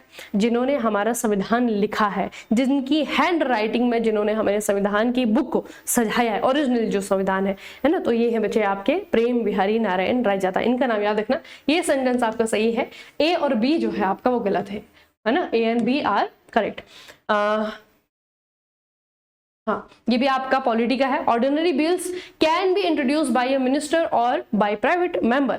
Money bills can be introduced by a minister और बाय प्राइवेट मेंबर। इनमें से कौन सा सेंटेंस है जो कि करेक्ट है? इसमें से बच्चे आपका करेक्ट ढूंढना है। देखो यहाँ पे है आपका पहला ऑर्डिनरी बिल के बारे में। जो ऑर्डिनरी बिल है ना, इसको इंट्रोड्यूस किया जा सकता है मिनिस्टर के द्वारा भी या फिर प्राइवेट मेंबर के द्वारा भी, बिल्कुल सही है, ठीक है, ये बिल्कुल सही है। फिर आपका मनी बिल को जो है इंट्रोड्यूस किया जाता है मिनिस्टर के द्वारा या फिर बाय प्राइवेट मेंबर, ये आपका गलत है। प्राइवेट मेंबर इसको इंट्रोड्यूस नहीं कर सकता है, ओनली बाय द मिनिस्टर, ठीक है। तो option number A only correct है, एक ही स्टेटमेंट आपका सही है। Select the correct recommendation of the Balwant Rai Mehta committee के द्वारा जो रिकमेंडेशंस की गई थी, जो सिफारिशें की गई थी, इनमें से कौन सी सही है? देखो पहली इन्होंने सिफारिश करी कि जो विलेज पंचायत है should be constitute with the directly elected representative, है ना, मतलब विलेज पंचायत में जो लोग होंगे उनको डायरेक्ट चुना जाए, तभी तो हम पंचायत में जब प्रधान को चुनते हैं तो डायरेक्टली हम वोट करते हैं ना। तो एक तो ये इनकी रिकमेंडेशंस थी। दूसरी थी the district collector should be the chairperson of the जिला परिषद, ये भी इनकी रिकमेंडेशंस थी, ये भी बच्चे आपको याद रखना है, ठीक है। और तो ए और सी वाला जो सेंटेंस है ना, ये रिकमेंडेशंस थी बी आर मेहता कमेटी जो है आपकी, ये 1957 बच्चे हमारी सरकार के द्वारा बनाई गई थी। 59 में इन्होंने अपनी रिपोर्ट सरकार को सौंप दी थी और इसका काम यही था कि जो पंचायती राज व्यवस्था है उसको कैसे इंप्लीमेंट किया जाएगा इंडिया में, ठीक है। अगला है which schedule include the list of the official language languages of India कौन से शेड्यूल में आती है? 8वीं अनुसूची में आता है, 8th शेड्यूल में आता है बच्चे। और टोटल कितनी है? 22 ऑफिशियल लैंग्वेजेस है। The central government taken out the dash from the part 3rd of constitution the list of fundamental right by the 44th constitutional amendment. बताओ जरा इनमें से कौन सा पार्ट है जो कि हटा दिया गया था? कौन सा हटाया था बच्चे? राइट टू प्रॉपर्टी, है ना, संपत्ति का अधिकार, संपत्तिचा हक, ये हटा दिया गया था। और इसको जो है आपका हटा करके क्या किया था? ये पहले आपका फंडामेंटल राइट में था, फंडामेंटल राइट से जो है उसको शिफ्ट कर दिया था आर्टिकल 300A में, यानी कि लीगल राइट में।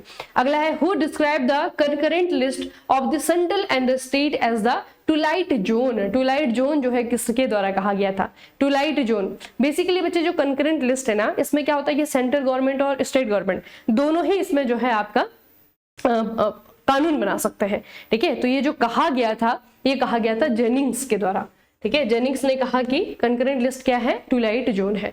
Town area committee set up for the administration of A small town it may be. देखो टाउन एरिया कमिटी जो बनती है ना बच्चे, इसमें थोड़ा सा याद रखो कि ये पूरी तरीके से इलेक्टेड होती है, Holi nominated by the state government, बिल्कुल सही है। Partial elected and the partial nominated, देखो इसको थोड़ा सा याद रखना, इट मे बी, ये कुछ भी हो सकती है ना, तीनों ही स्टेटमेंट बच्चे इसके बारे में सही है, ये थोड़ा सा आप लोग याद रखिएगा, है ना। तीनों स्टेटमेंट सही है, मतलब कि तीनों में कुछ भी हो सकता है। जो स्मॉल टाउन होते हैं ना, वहां के एडमिनिस्ट्रेशन को संभालने के, प्रशासन को संभालने के लिए टाउन एरिया कमेटी बनती है और उसको इस तरीके से जो है आपका बनाया जा सकता है। तो तीनों तरीके होते हैं। Dash is the president of the first gram sabha after the general election as well as the president of the first gram sabha of the financial year. किसकी बात हो रही है बच्चे? जो प्रेसिडेंट होता है किसका? ग्राम सभा का, उसको हम क्या कहते हैं?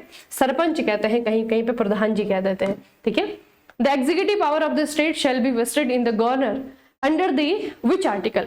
कि जो एग्जीक्यूटिव पावर है स्टेट की, राज्य की, वो गवर्नर यानी कि राज्यपाल के उसमें होती है, अंडर में होती है। कौन सा आर्टिकल है ये? 154 है, याद रखना बच्चे, 154 है। अगला है आपका the provision of the preventive detention is found in which of the following list. ये है आपका प्रिवेंटिव डिटेंशन, किसी को गिरफ्तार जब कर दिया जाता है ना, तो वो जो आपका टॉपिक है ये आता है बच्चे आपका किसमें? यूनियन लिस्ट और कंकरेंट लिस्ट में। इसको थोड़ा सा याद रखना।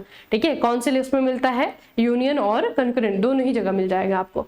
विच high court has jurisdiction over Lakshadweep. Lakshadweep का जो जुरिस्डिक्शन है वो कौन से हाई कोर्ट के अंदर है? तो ये है आपका केरला के हाई कोर्ट के अंदर। लक्षद्वीप का आपका ना हाई कोर्ट नहीं है, केरल का हाई कोर्ट ही उनको दिया गया है। अगला है बच्चे विच of the following statement is not true. ठीक है, इनमें से एक है जो कि आपका गलत है, बाकी सारे के सारे जो है आपके सही है। तो एक एक करके मैं आपको सारे बता देती हूँ। देखो जो सेक्युलर वर्ड है ना इंडियन प्रीएम्बल में, कॉन्स्टिट्यूशन के पहली प्रस्तावना में, वो 42nd कॉन्स्टिट्यूशन अमेंडमेंट के द्वारा जोड़ा गया है, बिल्कुल सही बात है।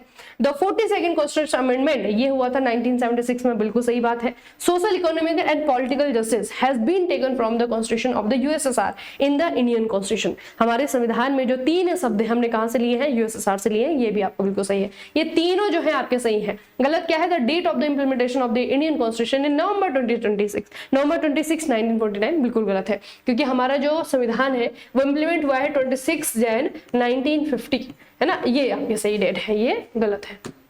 अगला है which of the following pair is not correctly match. अब एक करके देखते हैं बच्चे। पहला आपका राइट टू इक्वलिटी है, ये आता है 14 to 18, बिल्कुल सही है। फिर आता है आपका राइट अगेंस्ट एक्सप्लॉइटेशन, ये 20 to 22 आता है, गलत है। Right to religious freedom article 25 to 28 आता है, सही है। कल्चरल एंड एजुकेशनल राइट ये आता है आपका 29 to 30। देखो फंडामेंटल राइट का क्वेश्चन आप लोग देख रहे होंगे कि कितना ज्यादा इंपॉर्टेंट टॉपिक है, आप देख रहे हो ना। हमने अभी करंट में पढ़ा, वहां पे भी आपका पूछा गया है ना। हमने जो है आपका यहाँ पे पढ़ रहे हैं, हम जीके में पढ़ रहे हैं, वहां पे आपका बार बार पूछा जा रहा है, तो ये बहुत इंपॉर्टेंट है बच्चे। देखो ये भी सही है, ये भी सही है, ये भी सही है। 20 to 22 ये आपका गलत है। जो राइट अगेंस्ट एक्सप्लॉइटेशन है ये आपका 23 में और 24 में आता है, ठीक है, 23 में और 24 में। Who has the authority to appoint police Patil. Police Patil को अपॉइंट करने की अथॉरिटी किसकी होती है बच्चे? डीसी की होती है, डिप्टी कलेक्टर की होती है, ठीक है, उप जिलाधिकारी की होती है। अगला है आपका which of the following high court has the largest number of benches. सबसे ज्यादा लार्जेस्ट नंबर ऑफ बेंचेस कौन से हाई कोर्ट की हैं? तो देखो भाई हम महाराष्ट्र की तैयारी कर रहे हैं, बॉम्बे हाई कोर्ट जो है ना, इसकी जो है सबसे ज्यादा बेंचेस हैं, ये याद रखिएगा ना, स्ट्रैटेजी की क्वेश्चन है। तो अभी तक बच्चे जो हमने क्वेश्चन किए हैं, देखो बहुत इंपॉर्टेंट क्वेश्चन है सारे के सारे, है ना। और इनमें थोड़ा सा एक चीज याद रखना कि सारे के सारे क्वेश्चन जो है, इसमें आप लोगों ने देखा होगा कि जब हम इकोनॉमी पढ़ रहे हैं तो थोड़ा सा जो है वो इंडिया की इकोनॉमी है, पॉलिटी में जो है आपका उसमें बहुत कम चीजें हैं जो कि स्टेट से मतलब स्टेट स्पेसिफिक हो, वो ज्यादातर जो है आपका इंडियन पॉलिटी के बारे में है। लेकिन जब आप हिस्ट्री देख रहे हो, आप जब ज्योग्राफी देख रहे हो, तो वहां पे महाराष्ट्र के क्वेश्चन आप लोग को देखने को मिलेंगे, खास करके हिस्ट्री में।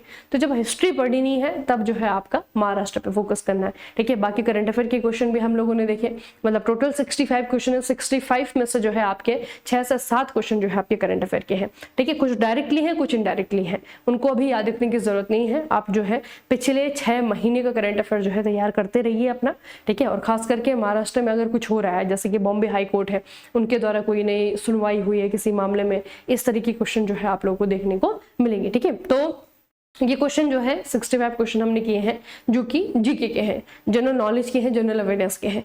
अब जो क्वेश्चन है वो है आपका जनरल साइंस का, ठीक है। किसका है? जनरल साइंस का। और इसके लिए बच्चे मैं आपका अतिंद्र सर को बुलाती हूँ, वो आपको जनरल साइंस के क्वेश्चन करो, ठीक है। और क्योंकि पूरा का पूरा पेपर हमें सॉल्व करना है, ठीक है, पूरा पेपर हमें सॉल्व करना है, तो अभी जो है आपके बचे हुए क्वेश्चन, ठीक है, थोड़ा सा आप लोग बने रहिएगा। अभी जो है आपका जनरल साइंस के क्वेश्चन ले करके जो है आपका सर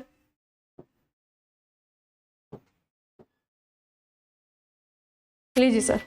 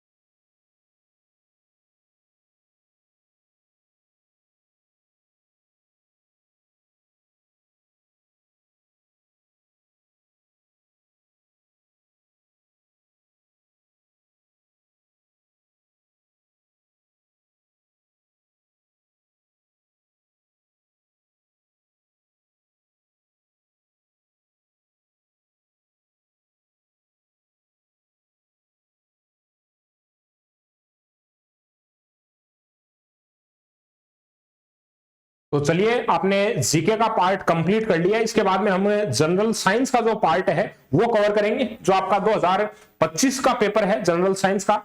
कुछ एडिशनल पॉइंट्स भी साथ में, आप जो भी क्वेश्चन प्रैक्टिस करेंगे उसमें साथ में जो ऑप्शंस दिए हुए हैं उनको भी साथ में डिस्कस करेंगे। और इसके साथ में जो कुछ एडिशनल डाटा जो आप क्वेश्चन के साथ में सीखेंगे उनको नोट डाउन करते हुए जाना है, ताकि इसके नियर बाय कोई भी क्वेश्चन फॉर्म हो तो आप नेक्स्ट टाइम कर पाए, ठीक है ना। तभी प्रीवियस ईयर क्वेश्चन की प्रैक्टिस का फायदा होगा आपको।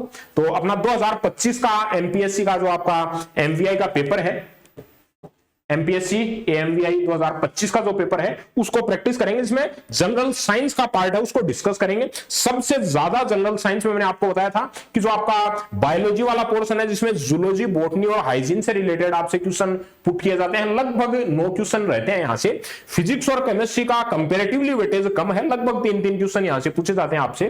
तो जो ज्यादा वेटेज है उसको टाइम भी आपको उतना ही ज्यादा देना है। तो चलिए प्रैक्टिस करते हैं। सबसे पहले फर्स्ट क्वेश्चन है आपके सामने कि house uses a fan of 100 watt. 100 watt का फैन है, कितने वर्किंग आवर है? That are 10 hours per day.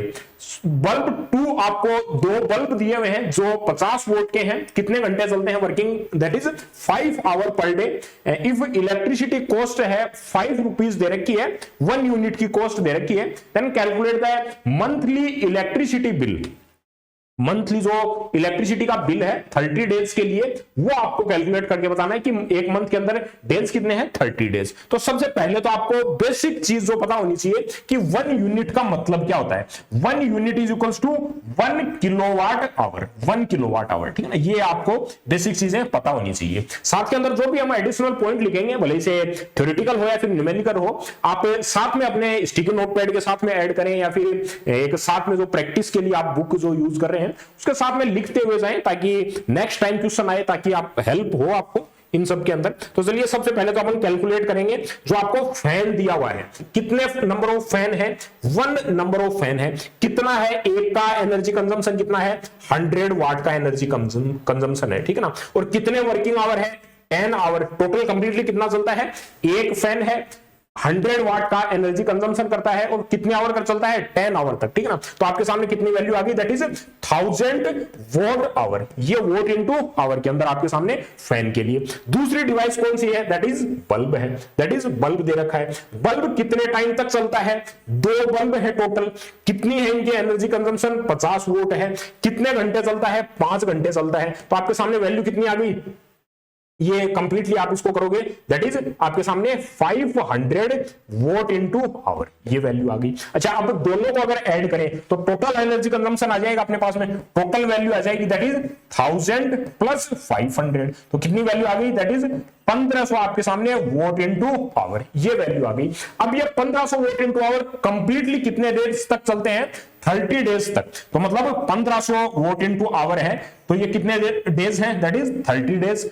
कितना टोटल आवर्स कैलकुलेट हो जाएंगे इससे, दैट इज 15 45 आपके सामने। तो 45,000 आपके सामने वोट इनटू आवर, ठीक है। ये टोटल एनर्जी का कंजम्पशन आ गया। अब 1 किलोवाट घंटा है, वो आपके सामने 1 यूनिट के बराबर होता है, ताकि हम नंबर ऑफ यूनिट निकाल पाए सबसे पहले तो, कि कितनी यूनिट कंज्यूम हुए, उसके बाद में तो अपन अमाउंट निकालेंगे। क्योंकि आपको कैलकुलेट क्या करना है, आपको कॉस्ट कैलकुलेट करनी है कि इस टोटल इलेक्ट्रिसिटी का बिल कितना आया है आपको। अगर 1 यूनिट का कॉस्ट है वो 5 रुपीज है, तो यहां पर आपके सामने अगर हम वोट आवर दे रखा है उसको किलो वोट आवर में करेंगे तो 1000 से आप डिवाइड करोगे सिंपली, ठीक है ना। 1000 से आप डिवाइड करोगे, 1000 से जैसे डिवाइड करेंगे कितनी वैल्यू आई, 45 किलोवाट आवर, ये वैल्यू आ गई। अब 45 किलोवाट आवर का क्या मतलब है, आपके सामने एक्चुअल के अंदर 1 किलोवाट किसके बराबर होता है, 1 यूनिट के बराबर होता है। तो 45 वाट कितने के बराबर है, 45 यूनिट के बराबर हो गई, ठीक है ना। अब 45 यूनिट आई है, एक यूनिट का कंजम्पशन, एक यूनिट का प्राइस कितना दे रखा आपको,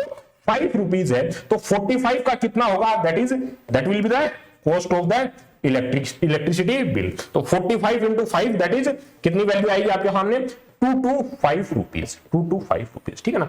ये आपको कैलकुलेट करना था, ये आपको कैलकुलेट करना था। एकदम सिंपल सी कैलकुलेशन है। तो कौन सा आंसर हो गया, option B will be the correct answer. Simple है एकदम से, कोई दिक्कत नहीं है। यहां पर आपको इलेक्ट्रिसिटी वाला पार्ट है, लाइट साउंड, यहां से कंपैरेटिवली क्वेश्चन है वो ज्यादा एरिया ऑफ इंटरेस्ट के साथ में पूछा जाता है, ठीक है। तो चलिए सिंपल क्वेश्चन था, बेसिक क्वेश्चन है, इजीली आप इसको हैंडल कर सकते हैं, ठीक है ना। तो यहां पर आपको सॉल्यूशन भी लिख करके भी प्रोवाइड किया गया है, हमने कर भी लिया है 1 बाय 1 सारी चीजें, आप यहां पर देख भी सकते हैं। डिटेल के अंदर आपको सॉल्यूशन भी लिख करके दिया गया है, दैट इज 225 अपना जो वैल्यू आया है। तो ऑप्शन यहां पर आपके सामने कौन सा ऑप्शन हो गया, that is second option is the correct answer. Simple है एकदम से, ठीक है। चलिए तो यहां पर आपको सॉल्यूशन भी साथ साथ में लिख करके दिए गए हैं, ताकि इनका आप जो है स्क्रीनशॉट भी लेकर के रख सकते हो, साथ में आपको समझ में भी आ गया होगा चीजों को। तो option B will be the correct answer. चलिए नेक्स्ट क्वेश्चन आपके सामने है कि which of the following rays will not change direction, जो डायरेक्शन चेंज नहीं करेगी in presence of magnetic field. तो जिस पर चार्ज नहीं है वो डिफ्लेक्ट नहीं होगी, वो स्ट्रेट निकल जाएगी। अब यहां पर जो ऑप्शन दिए हुए हैं उनमें से कौन सा है, alpha rays, beta rays, gamma rays या फिर कैथोडिक रेज। तो कौन सी वाली रेज है जिस पर कोई चार्ज नहीं होता, जीरो चार्ज होता है। एक सिंगल ऑप्शन है आपके सामने, इजीली आप कर सकते हैं हैंडल। बाकी सब पर चार्ज कितना है, कितना ज्यादा है या कितना कम है उससे मतलब नहीं है। आपको डायरेक्शन चेंज नहीं करेगी, डायरेक्शन चेंज नहीं करेगी मतलब स्टेट मूव कर जाएगी। स्टेट मूव कब करेगी, वो डिफ्लेक्ट किस वजह से होगी, जब चार्ज होगा तब डिफ्लेक्ट होगी। जब चार्ज नहीं होगा तो डिफ्लेक्ट नहीं होगी। किस पर चार्ज नहीं होता? गामा रेज पर चार्ज नहीं होता है, इसकी वजह से वो डिफ्लेक्ट नहीं होगी, सिंपल सा। बाकी ऑप्शंस के बारे में भी चर्चा करते हैं। बाकी ऑप्शंस भी आपको जो गामा रेज है that is zero electric charge, कोई इलेक्ट्रिक चार्ज नहीं होता, इस वजह से डिफ्लेक्ट नहीं होगी, सिंपल सी बात है। वहीं पर अगर अल्फा रेज की बात करोगे तो यहां पर आपके सामने पॉजिटिव जो चार्ज है वो प्रेजेंट रहता है तो डिफ्लेक्ट होगी, सिंपल सा बात है। वहीं पर अगर बीटा रेज की बात करें तो that is high speed electrons होते हैं या पॉजिट्रॉन्स, मतलब इलेक्ट्रॉन्स पर पॉजिटिव चार्ज है। इलेक्ट्रॉन को ई नेगेटिव से आप डिनोट करते हो, इलेक्ट्रॉन को ई पॉजिटिव दैट इज पॉजिट्रॉन है, वो अपने आप में हाई स्पीड कैरी करती है। और नेगेटिव का मतलब है आप अपने आप में दैट इज नेगेटिव कैरी करता है, that means E negative charge के लिए अपन ई नेगेटिव से पॉजिट्रॉन को ई पॉजिटिव से डिनोट करते हैं। तो बीटा रेज भी अपने आप के अंदर मैग्नेटिक फील्ड की डायरेक्शन, क्योंकि चार्ज प्रेजेंट है तो डायरेक्शन चेंज करेगी, सिंपल सी बात है। वहीं पर अगर कैथोडिक रेज की बात करेंगे तो नेगेटिवली चार्ज होने की वजह से ये भी अपने आप के अंदर जो है डायरेक्शन चेंज करेगी, सिंपल सी बात है। तो बाकी तीनों पर तो हमने कि भाई आप भले से अल्फा रेज की बात करो या फिर बीटा रेज है या फिर कैथोडिक रेज है, तीनों पर चार्ज प्रेजेंट है। किस पर चार्ज प्रेजेंट नहीं है? गामा रेज पर चार्ज प्रेजेंट नहीं है, तो इस वजह से स्टेट मूव कर जाएगी, सिंपल सी बात है। बेसिक अंडरस्टैंडिंग पर क्वेश्चन पूछा गया था, ठीक है। चलिए सिंपल है एकदम से।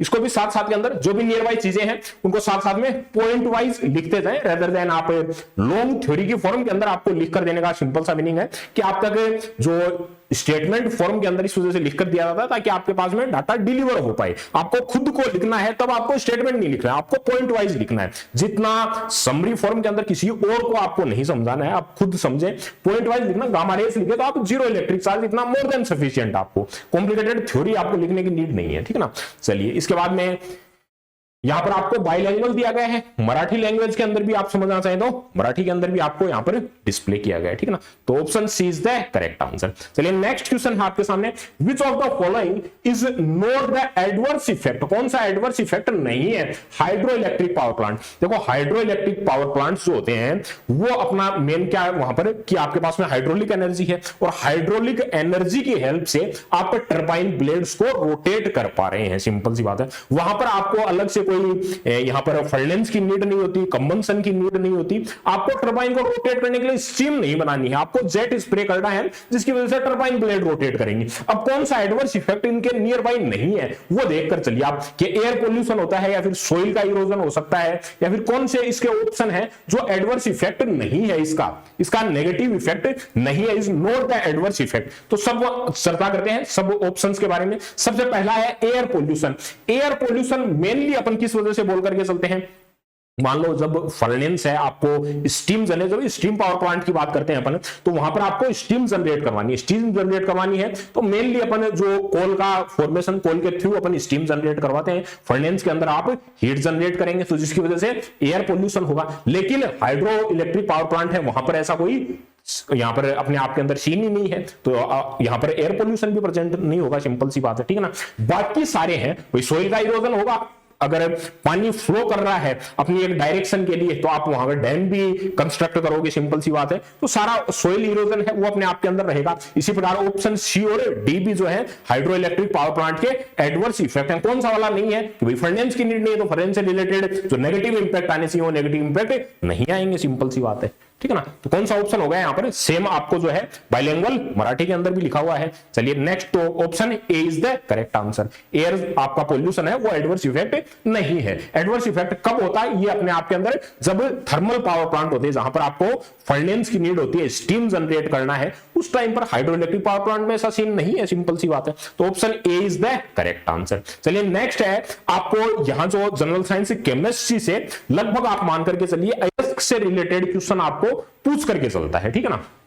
तो मेलाकाइट के लिए पूछा आपको किसका ओर है, या फिर आपको डायरेक्ट मेटल दे देगा उससे रिलेटेड ओर बताने, या फिर ओर दे दिया उससे रिलेटेड मेटल बताना है। दोनों टाइप से पूछा जा सकता है, या फिर रोस्टिंग है, कैल्सिनेशन है, इनसे बारे में पूछ सकता है कि भाई आप प्रेजेंस ऑफ ऑक्सीजन की अगर यहां पर आपके सामने लिमिटेड सप्लाई है तब प्रोसेस को क्या बोला जाता है, एक्सिस के अंदर ऑक्सीजन सप्लाई है तब क्या बोला जाता है प्रोसेस को। तो रोस्टिंग, कैल्सिनेशन सारी चीजें आपको एटलीस्ट क्लियर हो।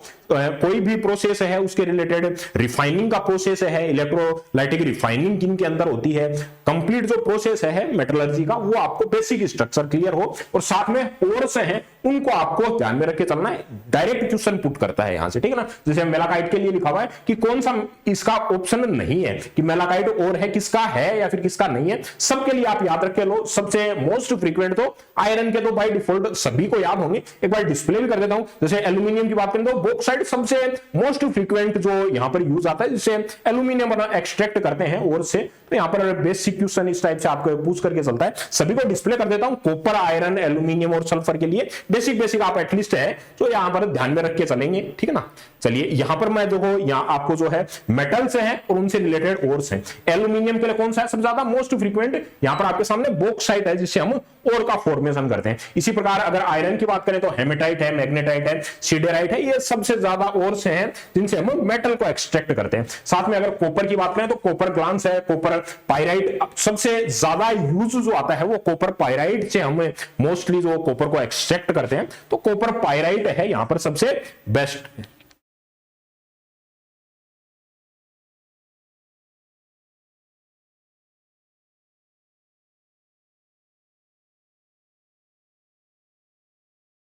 तो कॉपर पाइराइट है वो यहां पर मोस्ट फ्रीक्वेंटली अपन सबसे ज्यादा मतलब है जिससे कॉपर एक्सट्रैक्ट करते हैं, दैट इज कॉपर पाइराइट। जिस टाइप से आप बॉक्साइट है, एल्यूमिनियम का सबसे ज्यादा यहां पर इंडिया के अंदर प्रोडक्शन होता है, तो आप बॉक्साइट से जो एल्यूमिनियम है उसको एक्सट्रैक्ट करते हैं अपन, ठीक है ना। इसी प्रकार अगर जिंक के लिए पूछा जाए तो जिंक ब्लेंड है, गैलेना, पीबीएस के लिए बोल करके चलते हैं, सबसे ज्यादा पूछा जाता है। अगर अपन सिनेबार की बात करें, एचजीएस, मरकरी के लिए बोल करके चलते हैं। इसी प्रकार सोडियम है, कैल्शियम है, मैग्नीशियम है, और सिल्वर के लिए तो रेयरली कभी पूछकर चला जाता है। बाकी 3-4 आप बेसिक है उनको ध्यान में रख के चलेंगे। यहां पर जो आपके सामने क्वेश्चन पूछा गया था दैट इज मेलाकाइट के लिए, तो मेलाकाइट आप डायरेक्टली केमिकल फॉर्मूला आपको अगर ध्यान में है या फिर आपने डायरेक्ट ऑप्शन भी ओर्स भी याद किए हुए हैं, आपने टेबल बनाकर भी याद किए हुए, तो आप इजीली आइडेंटिफाई कर लेंगे कि केमिकल फॉर्मूला के अंदर ही आपको देखो CO2 CO3 OH का ओल्ड वाइज, तो यहां पर कौन सा आपके सामने केमिकल फॉर्मूला के अंदर कौन सा मेटल आ रहा है, कॉपर आ रहा है, तो किसका आयस हो गया।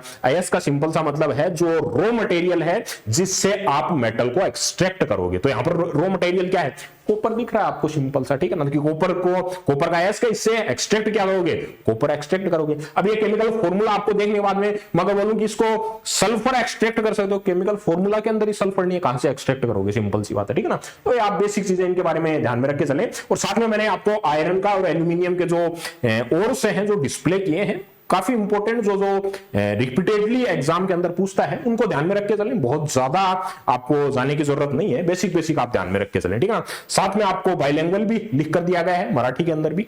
चलिए तो यहां पर कौन सा ऑप्शन हो गया, option A is the correct answer, ठीक है ना। ओर्स के लिए आप टेबल बना करके रखो अपना, ओर्स मेटल कौन कौन से हैं और उनके ओर्स कौन कौन से हैं, एक सिंपल पेपर के अंदर स्टिकी नोटपैड के अंदर आप साथ में लगा करके रखो, रिपीटेडली उनको याद करते रहो, ठीक है ना।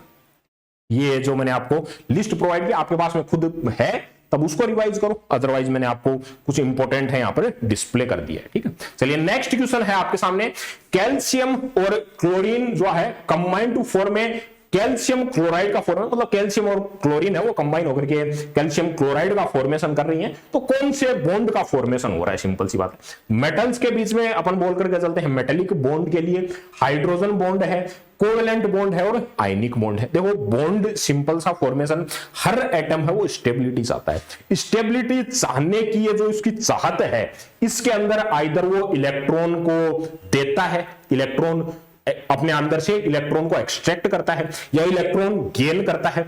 ये दोनों चीजें पॉसिबल नहीं हो पाती उस टाइम पर जो आपके सामने इलेक्ट्रॉन की शेयरिंग करता है।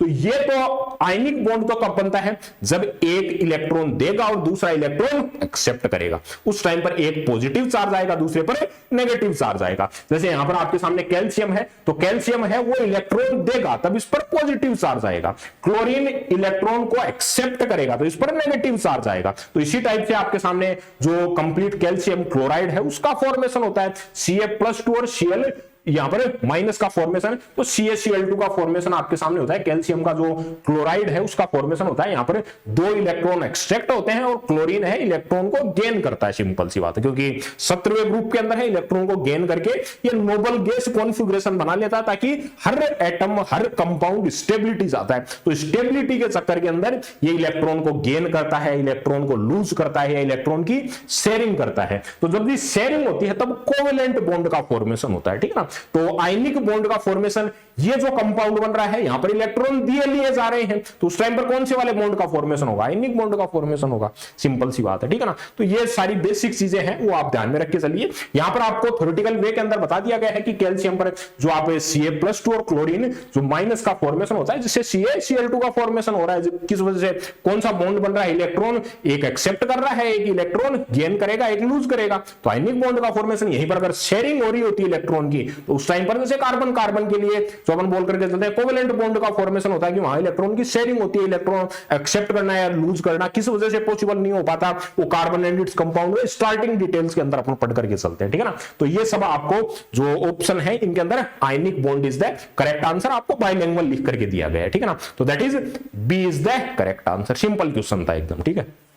चलिए नेक्स्ट क्वेश्चन है ब्रास के अलॉयज। अलॉयज के लिए भी आप टेबल बना करके रखो। देखो जो भी अलॉयज है परसेंटेज आपको अलग से याद रखने की जरूरत नहीं है। अगर हम मटेरियल साइंस की स्पेसिफिकली, अगर मैकेनिकल इंजीनियरिंग में मटेरियल साइंस की अपन स्टडी करते हैं, उस टाइम पर आपको अलॉयज हैं उनका परसेंटेज भी आपको याद रखकर चलना होता है कि कितना अमाउंट है वो प्रेजेंट है। यहां पर आपको परसेंटेज याद रखने की जरूरत नहीं है। आप ब्रास ब्रॉन्ज जिसके अंदर एस है उसके आगे आपको जो कंपाउंड है उसमें एस नहीं लेना। आपको याद रखने की ट्रिक भी बताऊंगा मैं साथ के अंदर, लेकिन कंपाउंड का परसेंटेज आपको ध्यान में रखने की जरूरत नहीं है यहाँ पर, ठीक है। तो एक तो सबसे पहले तो मैं आपको टेबल डिस्प्ले कर देता हूं कि ये जो आपको brass, bronze, solder, stainless steel के लिए, जर्मन सिल्वर के लिए, कि भी सिल्वर इसके अंदर, जिसके अंदर सिल्वर नहीं होता, निकल के ऊपर जिंक प्रेजेंट रहते हैं। यहाँ पर ड्यूरेलियम जो एल्यूमिनियम के मोस्टली जो अभी पहले यूज किया जाता था एरोप्लेन्स वगैरह के अंदर, अभी जो मेटल की स्ट्रेंथ की वजह से ड्यूरेलियम का उपयोग नहीं किया जाता है, क्योंकि एल्यूमिनियम की स्ट्रेंथ नहीं होती,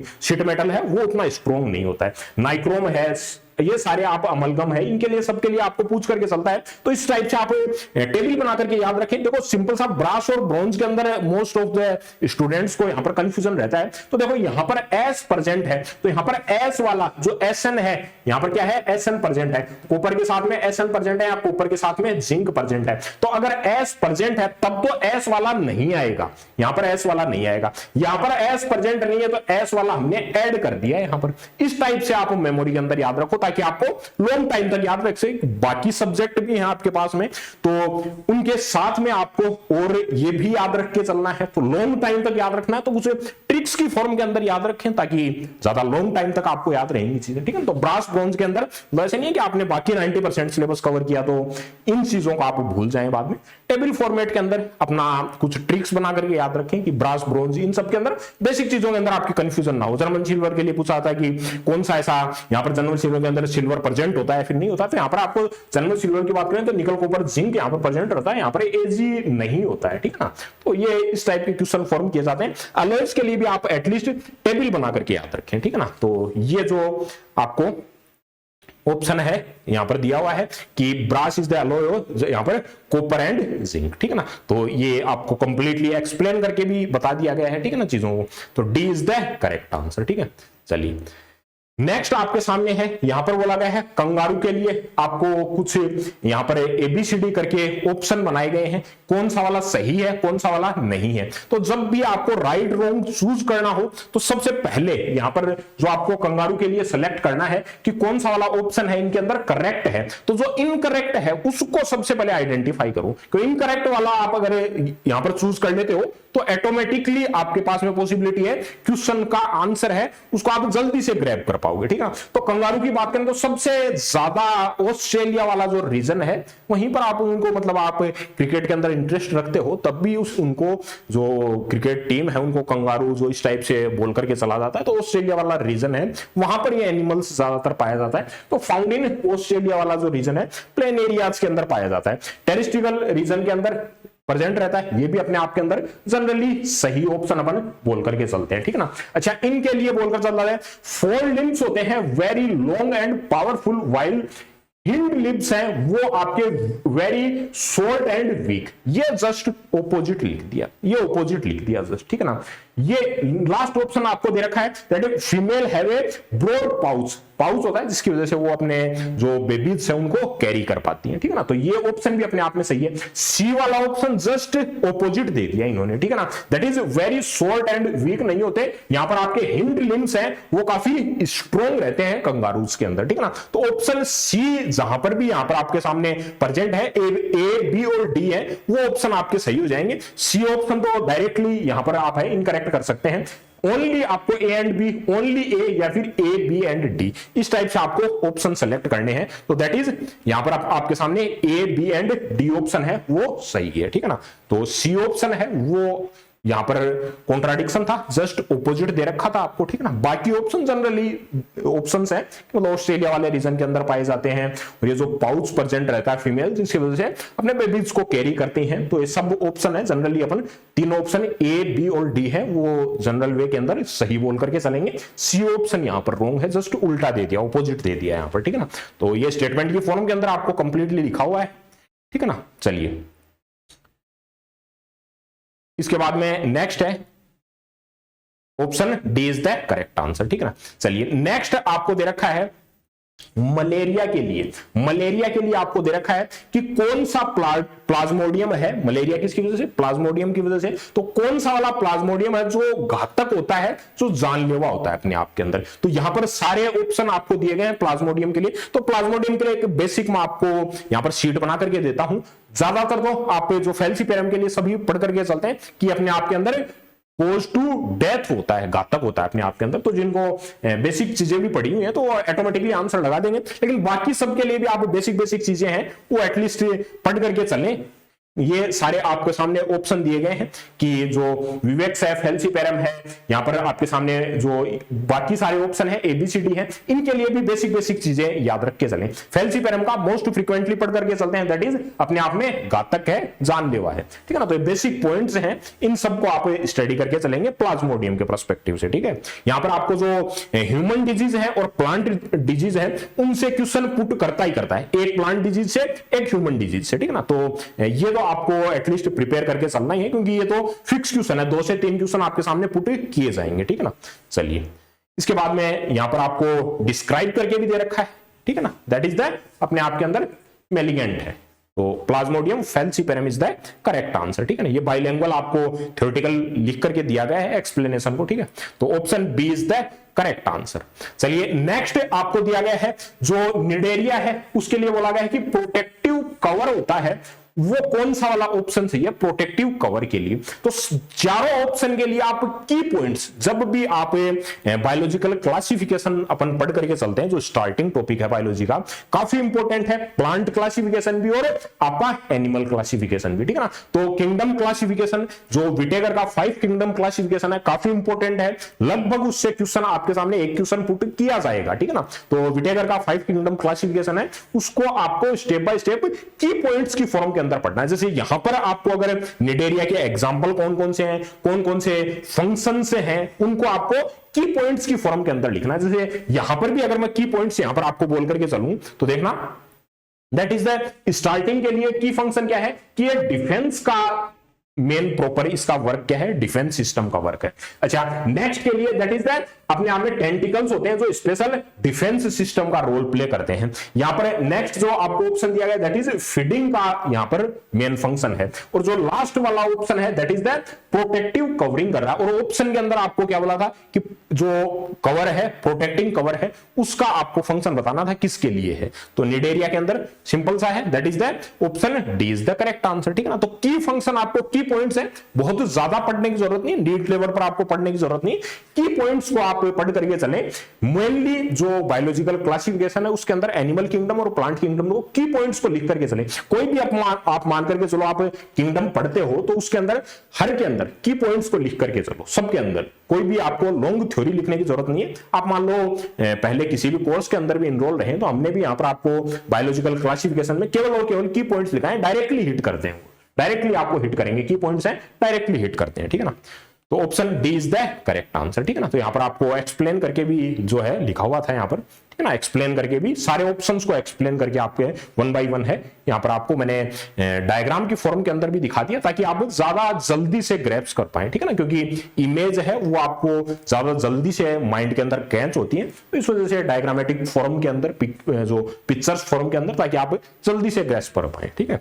चलिए इसके बाद में नेक्स्ट आपके सामने है यहां पर प्लांट डिजीज है, एनिमल डिजीज से भी पूछ करके चलेगा और प्लांट डिजीज है उनसे भी क्वेश्चन पुट करके चलेगा, ठीक है ना। तो प्लांट डिजीज है उनके अंदर भी इंपॉर्टेंट सबसे पहले मैं आपके सामने टेबल डिस्प्ले कर देता हूं, और आप भी जब भी आप प्रैक्टिस कर रहे हैं या फिर आप जिस टाइम पर नोट्स फॉर्म भी किए हुए हैं, अगर सारी चीजें आपकी इंक्लूड हैं तब तो ठीक है, अदरवाइज आप क्वेश्चन के साथ में प्रैक्टिस कर रहे हैं, क्वेश्चन के साथ में आप जो अपना मटेरियल भी कवर कर रहे हैं, तो साथ में स्टिकी नोटपैड लगा करके रखें ताकि उनके साथ साथ में उनको ऐड करते जाएं। जैसे आप ये क्वेश्चन पढ़ रहे हैं तो इस क्वेश्चन के साथ में आप इनको ऐड करें कि कौन कौन सी क्रॉप्स हैं या प्लांट्स हैं, कौन कौन सी इनकी प्लांट डिजीज कौन कौन सी हैं, और कौन कौन से जो यहां पर ऑर्गेनिज्म है जिनकी वजह से ये प्लांट डिजीज होती है, और इसका टाइप ऑफ ऑर्गेनिज्म क्या है, इन सब टेबल्स को आप एक साथ में अटैच करके रखें, ठीक है ना। तो आपको डायरेक्टली ग्राउंड नट के लिए पूछा गया था आपको, ठीक है ना, तो दैट इज द ऑप्शन आपके सामने सिंपल। आप किसी के लिए भी, चाहे व्हीट के लिए पूछ करके चले, लेमन के लिए पूछ कर, शुगर कैन के लिए, राइस के लिए, पोटैटो के लिए, सबके लिए आप एटलीस्ट बेसिक चीजें हैं उनको टेबल फॉर्मेट के अंदर लगा करके रखें, ठीक है ना। इन्हीं में से आपके सामने रिपीटेड वे के अंदर क्वेश्चन पुट होते हैं, ठीक है ना। तो यहां पर आपने पास में क्या पूछा था, ग्राउंड नट के लिए पूछा था आपको, तो that is the option B is the correct answer, ठीक है, सिंपल एकदम। तो प्लांट डिजीज है, एनिमल डिजीज है, इन सबको आपको यहां पर टारगेट किस टाइप से करना है क्वेश्चन को, that is the main target, ठीक है। तो option B is the correct answer, ठीक है ना। याद कैसे रखना है वो सबसे मेजर टास्क है, ठीक है। तो इस टाइप से आप अगर टेबल फॉर्मेट के अंदर बना करके रखते हैं तो आप इजीली सही कर पाएंगे क्वेश्चन को, और क्वेश्चन के थ्रू प्रैक्टिस करें ज्यादा से ज्यादा, तो इनको अगर आप 50 भी पढ़ करके चलते हैं तो भी हो सकता है आपको 51 वाला पूछा जाए। तो यहां पर ज्यादा पॉसिबिलिटी है कि आपका एग्जैक्टली हिट तब करेगा जब आप इस टाइप से क्वेश्चन के थ्रू प्रैक्टिस करेंगे तब, ठीक है ना। तो ऑप्शन यहां पर है that is the correct answer, ठीक है ना। यहां पर एक्सप्लेन करके भी दिया गया था आपको चीजों को कि कौन सा वाला सही है, और बाकी के लिए इससे ज्यादा आपको बेस्ट ऑप्शन है ये, जो सबसे बेस्ट ऑप्शन है कि इस टाइप से आप याद रखें ताकि इसके नियर बाई भी क्वेश्चन फॉर्म हो तब भी आप सही कर पाए, ठीक है ना। तो ये सभी ऑप्शन हैं जो आपको दिए गए थे, ठीक है। चलिए इसके बाद में नेक्स्ट जो है option B is the correct answer, जो आपने अभी देखा है यहां पर। नेक्स्ट आपके सामने दिया गया है कि प्लांट फैमिली के बारे में बताना है कि that is 4 o'clock plant belonging family कौन सी है। तो इसके लिए भी सेम आप जो है इस टाइप से टेबल बना करके रखें कि कौन सा प्लांट है, इसका कॉमन नेम और प्लांट की फैमिली कौन सी है। ये जो इंपॉर्टेंट ज्यादातर एग्जाम के अंदर रिपीट होते हैं उनको मैंने एक साथ के अंदर लिख दिया है, ठीक है ना। यहां पर आपको स्टार्टिंग वाला पूछा गया था, फर्स्ट है उसके लिए पूछा गया था, बाकी भी जो रिपीटेडली चाहे गार्डन पी, पोटैटो है, मस्टर्ड है, इन सब से रिलेटेड क्वेश्चन है वही आपके सामने पुट किए जाते हैं। तो इनको भी आप टेबल फॉर्मेट के अंदर याद रखें, इन्हीं के नियर बाई क्वेश्चन है वो फॉर्म होता है, ठीक है। चलिए तो यहां पर ऑप्शन है that is the option number D is the correct answer, ठीक है ना। ये एक्सप्लेनेशन मैंने आपको दे दिया क्वेश्चन के रिगार्ड कि एबीसीडी ऑप्शन है उनको एक्सप्लेन करके लिख दिया, ठीक है ना। तो आप टेबल फॉर्मेट बना करके रखेंगे तो सबसे बेस्ट ऑप्शन है, ठीक है ना। यहां पर आपको एक्सप्लेन कर दिया इंग्लिश के अंदर, और आप जो मराठी लैंग्वेज है उनके अंदर आपको एक्सप्लेन करके यहां पर 1 by 1 बाकी ऑप्शंस है उनको भी यहां पर आपको लिख करके दे दिया है। Option D is the correct answer, ठीक है ना। नेक्स्ट है with the help of which micro organism, यहां पर आपको प्लांट एब्जॉर्ब करता है नाइट्रोजन फ्रॉम एयर, क्योंकि जो एनवायरमेंट के अंदर नाइट्रोजन है उसको डायरेक्टली एब्जॉर्ब कर पाना पॉसिबल नहीं है मेनली प्लांट्स के लिए। इसी वजह से आप अमोनिया वगैरह का छिड़काव भी करते हैं, मतलब जो भी फसल वगैरह है, क्रॉप्स वगैरह है, उन पर नाइट्रोजन डायरेक्टली एब्जॉर्ब नहीं करते। तो यहां पर आपको पूछा गया है कि कौन है जो डायरेक्टली एब्जॉर्ब करने के अंदर जो हेल्प करती है नाइट्रोजन को डायरेक्टली एयर से एब्जॉर्ब करने।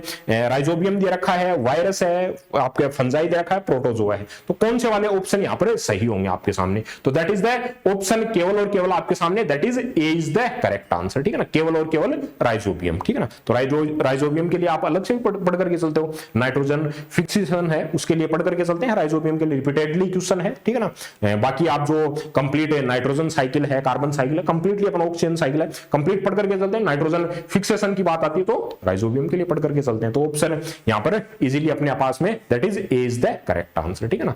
तो इस टाइप से आप जो है इजी क्वेश्चन पूछे जाते हैं, लेकिन एटलीस्ट आपका पढ़ा हुआ हो। नेक्स्ट है आपको एनिमल डिजीज है, उसके लिए पूछा गया था कि यहां पर आपको डिजीज दे दी गई है और उनसे रिलेटेड जो वायरस हैं उनको आपको मैच करवाना है। तो पहला तो एड्स से रिलेटेड दिया गया था, तो that is HIV virus, full form दे दी गई है ह्यूमन इम्यूनो डेफिशिएंसी वायरस, ठीक है ना। तो फुल फॉर्म दे आपको ध्यान में है तो आप डायरेक्टली इसको मैच करवा देंगे। इनके अंदर मैच द कॉलम के अंदर सबसे बढ़िया रहता है कि अगर आपका कोई सा एक ऐसा है जो आपको आता है और आप कॉन्फिडेंट हो, बाकी ऑप्शन के अंदर मैच नहीं कर रहा, तो आप जल्दी से क्वेश्चन का जो आंसर है उस तक पहुंच पाते हो, ठीक है ना। बाकी के लिए भी मैं डिस्प्ले कर देता हूं कि किस टाइप से आपको याद रखना है चीजों को। ये आपको जो कंप्लीटली जो वायरल डिजीज है, वायरल डिजीज आपकी बैक्टीरिया डिजीज है और प्रोटोजोआ डिजीज है, फंगस रिलेटेड डिजीज है, उनको भी ट्रिक के साथ में याद रखो, ठीक है ना। तो यहां पर जो वायरल डिजीज है उनके लिए मैंने 1 बाय 1 और बाकी किस वायरस की वजह से होती हैं उन सबको यहां पर आपको डिस्प्ले कर दिया है, ठीक है ना। तो यहां पर अगर मैच करें तो आपके सामने ऑप्शन यहां पर अपन मैच कर देते हैं कि ऑप्शन ए है उस कौन से के साथ में मैच हो रहा है, दैट इज फोर्थ के साथ में मैच हो रहा है। तो ए फोर्थ के साथ में इस टाइप से है, फर्स्ट है, ये सेकंड है, ये थर्ड है और ये फोर्थ है। तो आप डायरेक्टली अगर ए से फोर्थ मिलाते हो तो केवल और केवल फोर्थ है वो ए के अंदर केवल और केवल इसी के अंदर प्रेजेंट है, ठीक है ना। तो इस टाइप का अगर आपके सामने क्वेश्चन आता है तो आपको बाकी ऑप्शन नहीं आते तब भी आप सही कर सकते हो, ठीक है ना। तो option C is the correct answer, ठीक है ना। लेकिन बाकियों के लिए भी आपको एटलीस्ट पता होना चाहिए। चलिए इसके बाद में नेक्स्ट है आपके सामने, यहां पर आपके सामने how much percentage of plasma is present in human blood, human blood के अंदर कितना परसेंटेज प्लाज्मा है वो प्रेजेंट रहता है, तो that is 55%, B is the correct answer, ठीक है ना। तो इस टाइप से आप ध्यान में रख के चलेंगे सभी के लिए। यहां पर एक्सप्लेनेशन भी दी गई है आपको, बाकी के लिए सही नहीं है तो क्यों सही नहीं है, एंड बाइलिंगुअल है इंग्लिश एंड मराठी के अंदर आपका, ठीक है। That is B is the correct answer, ठीक है। चलिए नेक्स्ट आपके सामने और लास्ट क्वेश्चन है, which of the following is a natural blood, जो एंटीकोलुगेंट मेडिसिन है, एज ए एंटीकोलुगेंट मेडिसिन के फॉर्म के अंदर जो है ब्लड के लिए कौन सी मेडिसिन है वो नेचुरली यूज की जाती है, ठीक है ना। तो दैट इज सिंपल ऑप्शन है, सोडियम सिट्रेट आपको दिया है, नाइट्रेट दिया गया है, गम दिया गया है, ठीक है ना। एकदम से मतलब इररिलेवेंट ऑप्शन, कोई सेंस ही नहीं है। दैट इज आपके सामने option A is the correct answer, ठीक है ना। तो इस टाइप के सिंपल क्वेश्चन भी आपको पुट किए जाएंगे। तो ये आपको मैंने एक्सप्लेन करके कंप्लीटली लिखा है सारी चीजों को, ठीक है ना। तो that is option A is the correct answer. और सेम आपको बाइलिंगुअल जो है इंग्लिश के अंदर भी और साथ के अंदर मराठी के अंदर भी आपको यहां पर ऐड करके लिखा हुआ है। तो इजी क्वेश्चन है, किस टाइप से आपको ध्यान में रखना है ताकि आपको नेक्स्ट एग्जाम के अंदर भी हेल्प करें। ज्यादातर टेबल बना करके बायोलॉजी से रिलेटेड जो टर्म्स हैं या आपकी हाइजीन से related, zoology, botany and hygiene तीनों आपके कंबाइंड टॉपिक मिला करके ज्यादा वेटेज रहता है। तो यहां पर आपको उसी वे के अंदर अपनी प्रिपरेशन को भी उसी वे के अंदर प्रोसीड करना है और ज्यादातर आप स्टिकी नोट पैड लगा करके साथ में अपना जो ऐड करिए डाटा को। और केमिस्ट्री का पार्ट है या फिर फिजिक्स का पार्ट है उससे काफी इजी लेवल के क्वेश्चन फॉर्म होते हैं, तो वहां पर आपको उतना डिफिकल्टी भी फेस नहीं होगा। एज ए इंजीनियर में अगर बोल करके चलूं, आपने अगर यहां पर अपना जो मैथ्स वाला पार्ट होता है 11th 12th का जो साइंस वाला पार्ट है उससे आप बिलोंग करते हैं तो आपको उतना डिफिकल्टी भी फेस नहीं करना पड़ेगा, ठीक है ना। तो चलिए ऑप्शन यहां पर ए इज द करेक्ट आंसर, ठीक है ना। तो होपफुली आपके लिए ये कंप्लीटली जो साइंस वाला पार्ट था ये हेल्पफुल रहा होगा और किस वे में आपको अपनी तैयारी को प्रोसीड करना है एक बेटर डायरेक्शन आपको होपफुली मिली होगी। इसके बाद में नेक्स्ट आपका जो मैथ्स वाला पार्ट है उसको अतुल सर कंटिन्यू करेंगे, ठीक है। चलिए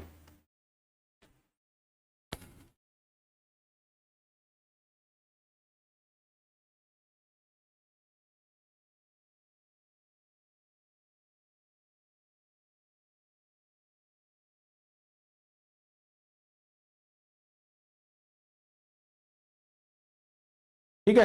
तो इसके बाद में अतुल सर कंटिन्यू करेंगे, जो आपका रिमेनिंग पार्ट है उसको आपको सेम एमवीआई का पेपर का मैथ्स का जो पार्ट है उसको कवर किया जाएगा, ठीक है। चलिए।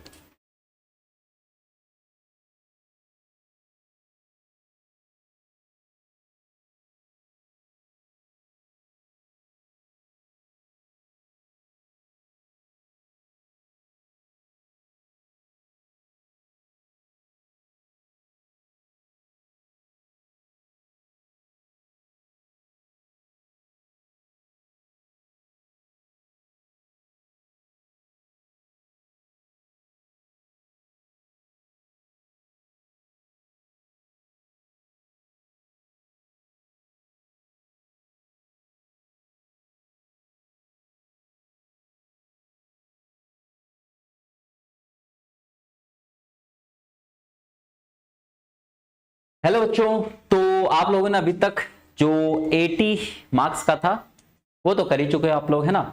जीके जैसा आप लोगों ने कर ही लिया है, साइंस आप लोगों ने कर ही लिया है। अब आते हैं सबसे इजी और ऐसे पोर्शन पर जहां पर आराम से आप सारे के सारे क्वेश्चन सॉल्व कर सकते हो, बस कॉन्सेप्ट आपके क्लियर होने चाहिए। ठीक है, तो चलिए स्टार्ट करते हैं। क्वेश्चंस मैथ्स और रीजनिंग के आपके कंबाइंड रहने वाले हैं, जहां पर सबसे पहला क्वेश्चन मैथ्स का है, प्रॉब्लम ऑन ट्रेन्स से रिलेट करता हुआ। क्या कह रहा है कि आपके पास मुंबई से गोवा के बीच में जो डिस्टेंस है, ये आपके पास मुंबई मान लेते हैं, यहां पर हम मान लेते हैं अपना गोवा, और इनके बीच का डिस्टेंस जो है वो कितना है, 540 किलोमीटर है।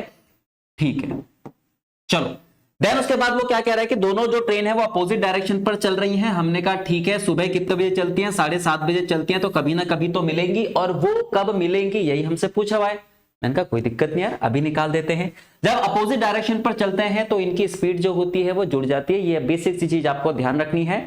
सेम डायरेक्शन में स्पीड माइनस और अपोजिट डायरेक्शन में स्पीड जो होती है वो प्लस हो जाती है। ठीक है, तो हमारे पास टोटल स्पीड जो है दोनों की जोड़ दो, 60 और कितना 75, कितना हो गया आपके पास 135 किलोमीटर पर आवर। ठीक है, तो हम यहां पर पता करते हैं कि हमारा टाइम कितना होगा, तो समय बराबर होता है दूरी बटे 4, यानी time is equal to distance upon speed. तो टोटल डिस्टेंस जो हमें कवर करनी है वो 540 है, और उसके लिए स्पीड जो हमारी है वो कितनी है, 135। 13 चौक 52, 5 चौक 20, यानी 4 बार इसको पूरा का पूरा काट रहा है। तो हमारे पास जो टाइम आया है वो है 4 घंटे। तो उसने हमसे ये नहीं पूछा कि कितनी देर बाद मिलेंगे। अगर वो पूछता कितनी देर बाद मिलेंगे तो वो 4 घंटे बाद मिलेंगे। हमसे पूछा था कब मिलेंगे, मैंने कहा कोई दिक्कत नहीं यार, 7:30 हो रहे थे और हमें कितने करने हैं, 4 घंटे ऐड करने हैं, 7 और 4 11, 30। तो भाई 11:30 पर वो दोनों मिल जाएंगे और खत्म। बस इतना सा आपको करना था, तो 11:30 पर वो मिल जाएंगे। अगले क्वेश्चन पे चलते हैं, फटाफट निपटाते हैं। ठीक है, बहुत टफ आपके क्वेश्चन नहीं बनते यहाँ पे, बस बेसिक चीज आपकी क्लियर होनी चाहिए। अगला क्वेश्चन क्या कह रहा है, a shopkeeper offers 25% discount on the printed price of a cupboard, yet he make 15% profit if printed price of the cupboard is 23,000, then what is the purchase price of it। तो भाई हमारे पास CP होता है, then उससे बनता है MRP, then उससे क्या बनता है, SP बनता है। ठीक है भाई, तो CP की यहां पर बात आपके पास नहीं की जा रही है। 25% डिस्काउंट प्रिंटेड प्राइस पर, और जो प्रिंटेड प्राइस है वो कितना है आपका 23,000, और ये जो आपका 23,000 का प्रिंटेड प्राइस है, इस पर 25% का क्या दिया जाता है, डिस्काउंट। तो कितने का बिकेगा आपके पास, 75% का बिकेगा। और फिर हमसे पूछा है कि वो क्या करता है, 15% का प्रॉफिट भी कमाता है। तो मैंने कहा कोई दिक्कत नहीं है, बात जब डिस्काउंट की आती है तो इन दो की आपस में बात चलती है, बात जब प्रॉफिट या लॉस की आती है तो इन दो की आपस में चलती है। इसको कैलकुलेट करते हैं, काटो पीटो। तो कुल मिलाकर आपके पास इतने का क्या करा गया था, उसको बेचा गया था, सॉरी मल्टीप्लाई होगा ना, ठीक, इतने का आपके पास क्या करा गया था, इसको बेचा गया था। तो चलो भाई कैलकुलेट कर लेते हैं।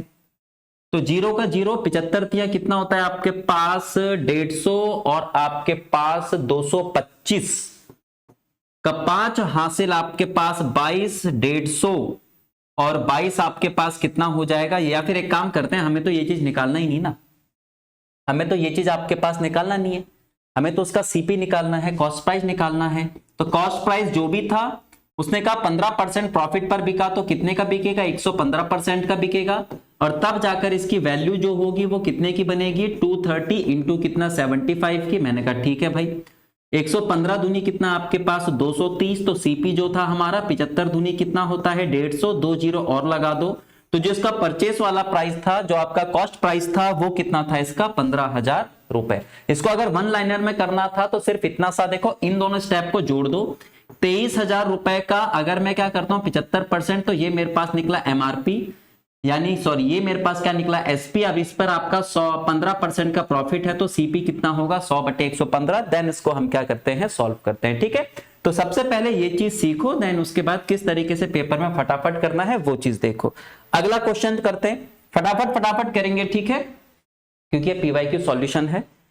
अगला क्वेश्चन आपके पास वो क्या कह रहा है कि भाई 1976 से 1980 तक आपके पास जो भी डिक्रीज हुआ है वो बताओ कितना है। मैंने कहा ठीक है भाई, तो 1976 में कितना था 3,000 था, और 1980 में कितना हो गया आपके पास 500 हो गया। तो टोटल मिलाकर जो डिक्रीज देखने को मिला वो कितना मिला 2500। है ना। 3000 का जो आपके पास जनसंख्या थी वो कितनी हो गई है, 500 हो चुकी है।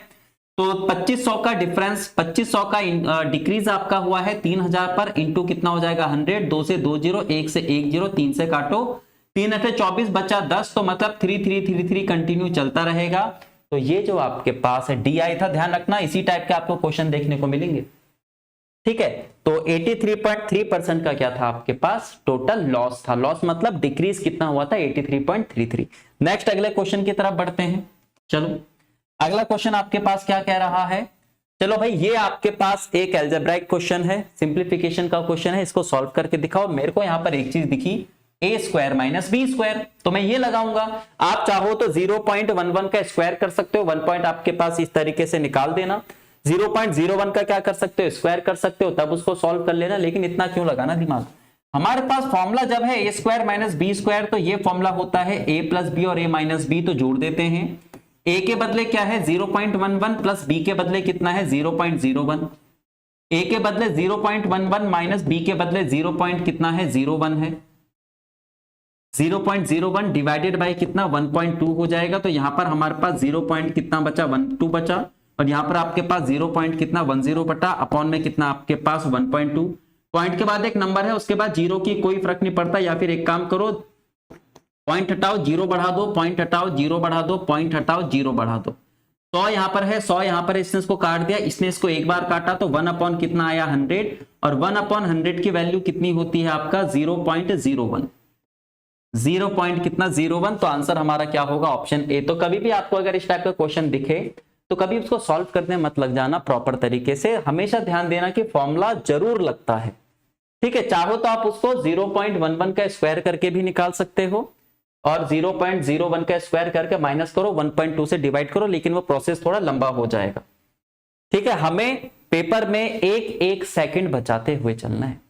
अगला क्वेश्चन क्या कह रहा है, if the side of square is increased by 25% then its area will be increased by what percent. तो भाई जो आपके पास एरिया होता है वो होता है ए स्क्वायर, जिसका मतलब a इंटू ए।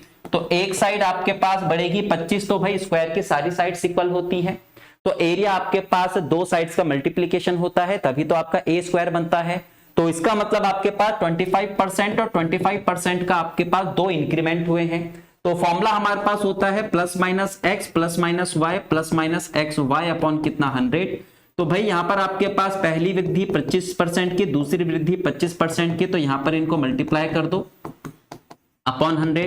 तो यहां पर कितना हो गया 50, 25 का स्क्वायर कितना होता है 625 होता है, लेकिन अपॉन में क्या था 100 था, 2 जीरो हटा दिए, 2 डिजिट से पहले पॉइंट लगा दिए, तो टोटल जो आपके पास इंक्रीमेंट हुआ होगा वो कितना होगा 56 पॉइंट कितना 25, ये ध्यान रखो, ठीक है। तो यहां पर आपके पास दो साइड्स की मल्टीप्लीकेशन थी, तो आपके पास ये वाला फॉर्मूला लगेगा, ठीक है। इसको आप चाहो तो रेशो से भी कर सकते हो, कैसे 25% इंक्रीमेंट का मतलब होता है 1/4, यानी 4 अगर आपके पास पहले था तो अब वो कितना हो चुका है 5 हो चुका है। तो पहले जो साइड 4 थी वो कितनी हो चुकी है 5, अगली बार भी 25% का आपके पास इंक्रीमेंट हुआ, तो पहले मेरे पास एरिया 4 गुना 4 यानी कितना था 16 था, अब मेरे पास एरिया 5 गुना 5 यानी कितना हो गया 25 हो गया। उसने कहा कि आप मेरे को ये बताओ टोटल इंक्रीमेंट कितना हुआ, तो 16 का एरिया अब 25 हो चुका है, तो आपके पास इंक्रीमेंट कितने का हुआ 9 का, कितने पर 16 पर इंटू कितना 100, 4 से काटो 4 बार, इसको काटो 25 बार, 25 में कितना आपके पास 225 बटे कितना 4, 4 पंजे 20 बचा आपके पास 2, 4 छिंग 24 बचा 1, 4 दूनी 8, 4 पंजे 10, 56.25।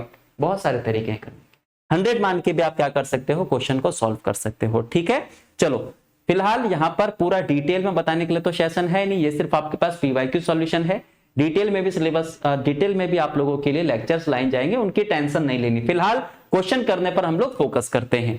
अगला क्वेश्चन, 5,000 रुपए 5,600 रुपए 3 साल में हो जाते हैं if the rate of interest increases by 3%, what will be the amount of the same sum in the 3 year. मतलब 5,000 रुपए जो है 5,000 रुपए जो है वो कितना हो जाता है 5600 रुपए हो जाता है, कितने साल में 3 साल में, किसी खास रेट ऑफ इंटरेस्ट के हिसाब से।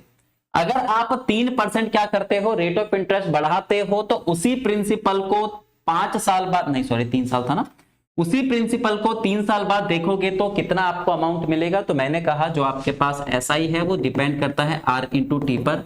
अगर आपके पास 3% रेट ऑफ इंटरेस्ट बढ़ेगा 3 साल के लिए, तो आपको टोटल 9% क्या मिलेगा एक्स्ट्रा। अब यहीं से हमें क्या करना है, लॉजिक बनाना है।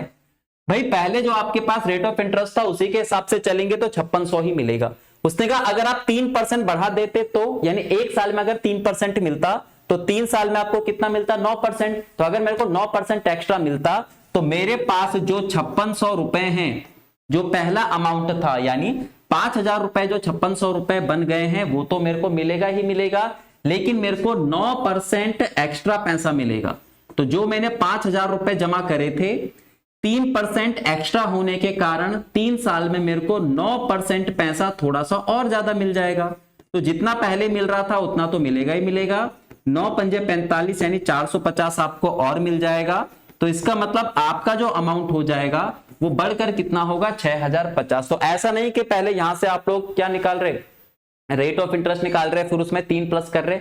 अरे भाई जब प्रिंसिपल वही है, हमारा 3% से कम करके जो रेट ऑफ इंटरेस्ट था वो पहले वाला ही है, क्योंकि बाद में मेरे को 3% बढ़ाना है। तो 5600 अगर पहले मिल रहा है तो अभी भी तो 5600 मिलेगा। 3% बढ़ाएंगे तो 3 साल में मेरे को 5600 रुपए जो मिल रहा था वो तो मिलेगा ही मिलेगा, लेकिन इस वृद्धि के कारण मेरे को 9% और मिल जाएगा। बस निकाल तो डायरेक्ट। ठीक है, तो बहुत सारी ऐसी चीजें हैं जो हम बड़े आराम से कर सकते हैं, लेकिन बहुत बार एग्जाम में हम क्या करते हैं, अपना टाइम वहां पर एक्स्ट्रा लगा देते हैं। नेक्स्ट अगला क्वेश्चन, 10 वुमेन किसी काम को 7 दिन में कर सकती हैं, तो यहां पर वर्क कितना होगा, 10 इंटू 7 वुमेन का वर्क बराबर आता है आपके पास एफिशिएंसी इंटू टाइम। एफिशिएंसी किसकी, 10 वुमेन की, टाइम कितना है 7, और यही काम आपके पास 10 बच्चों ने कितने दिन में करा है, 14 दिन में करा है। तो यहां से हम क्या निकालेंगे, इनकी एफिशिएंसी निकालेंगे। ठीक है, तो 10 से काटो 10, 7 से काटो कितनी, 2 बार, तो हमारे पास यहां पर वुमेन आया, इसके अपॉन में बॉयज ला जाते हैं, यहां पर बचा 2, इसके अपॉन में कितना लिख देंगे 1, क्योंकि यहां पर तो 1 ही बचा था। तो अब मेरे को एफिशिएंसी पता चल गई है, वुमेन की एफिशिएंसी कितनी है आपके पास 2, और बॉयज की एफिशिएंसी कितनी है आपके पास 1 है। अब आपको क्या करने हैं, वर्कर आपको चाहिए वर्कर। तो क्वेश्चन के हिसाब से आपके पास 5 वुमेन है और 10 क्या है, चिल्ड्रन है, या फिर 10 मैंने बॉयज मान लिए है ना, बॉयज मान लो चिल्ड्रन मान लो, क्या ही फर्क पड़ता है, दोनों सेम ही चीज है फिलहाल के लिए। तो अब इन सबको एफिशिएंसी में कन्वर्ट कर दो। वुमेन के बदले कितनी, 2 एफिशिएंसी है, और मैन के बदले बॉयज के बदले कितनी है 1, 10 और 10 कितना 20। तो काम करने के लिए मेरे पास कितने वर्कर हैं, 20 वर्कर हैं। अगर 20 वर्कर हैं यानी एफिशिएंसी मैंने कंबाइन कर दी है, तो वर्क भी आपको इन्हीं के हिसाब से निकालना पड़ेगा। तो हमारे पास 2 टाइप का वर्क है, एक वर्क ये है, एक वर्क ये है, दोनों आपस में इक्वल हैं, दोनों में से कोई से भी ले लो। मैं ये वाले ले लेता हूं। वर्क मेरे पास है 10 गुणा 14 बॉयज का, क्योंकि मैंने सबको एफिशिएंसी में कन्वर्ट कर दिया है, तो यहां पर भी मैं बॉयज को एफिशिएंसी में कन्वर्ट कर दूंगा। टोटल वर्क मेरे पास कितना है, 140 है। मेरे को पता करना था कि भाई टाइम कितना लगेगा, तो टाइम बराबर आपके पास क्या होगा, वर्क अपॉन एफिशिएंसी। निकालो यहां पर टाइम, तो 140 टोटल आपके पास वर्क है, और वर्क करने के लिए कितनी एफिशिएंसी है मेरे पास 20, काटो इसको, तो मात्र 7 दिन लगेंगे और कार्य क्या हो जाएगा आपका, समाप्त हो जाएगा। अगले क्वेश्चन की तरफ। तो बहुत ही बेसिक से क्वेश्चन है, ठीक है। मतलब आप ये लेकर चलो कि भाई आराम से इन 20 क्वेश्चन में से आप लोग 17-18 कर दोगे, थोड़ा सा और मेहनत करोगे तो 20 में से 20 बड़े आराम से कर दोगे।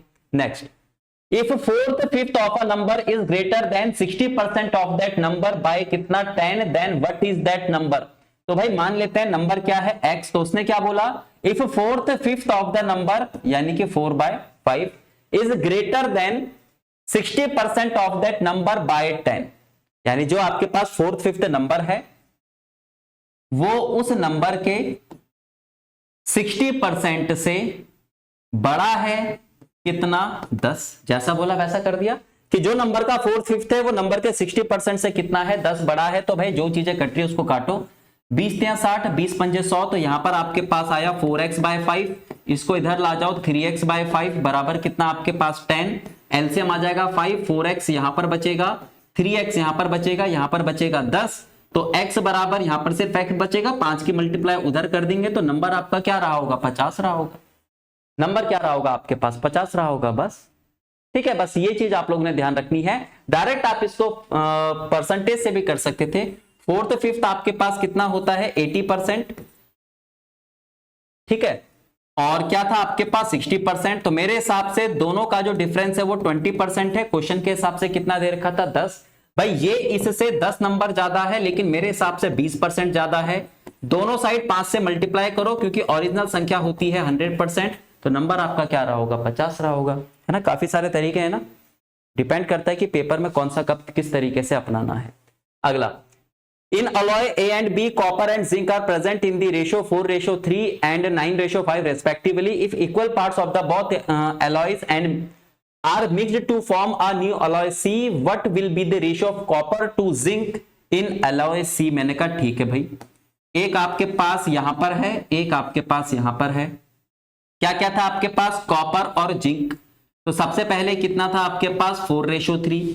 दूसरे वाले में कॉपर और जिंक कितना था आपके पास, 9:5। ठीक है, ये मेरे पास उनकी मात्राएं हैं, लेकिन कंडीशन क्या है, दोनों की बराबर मात्रा रखनी है।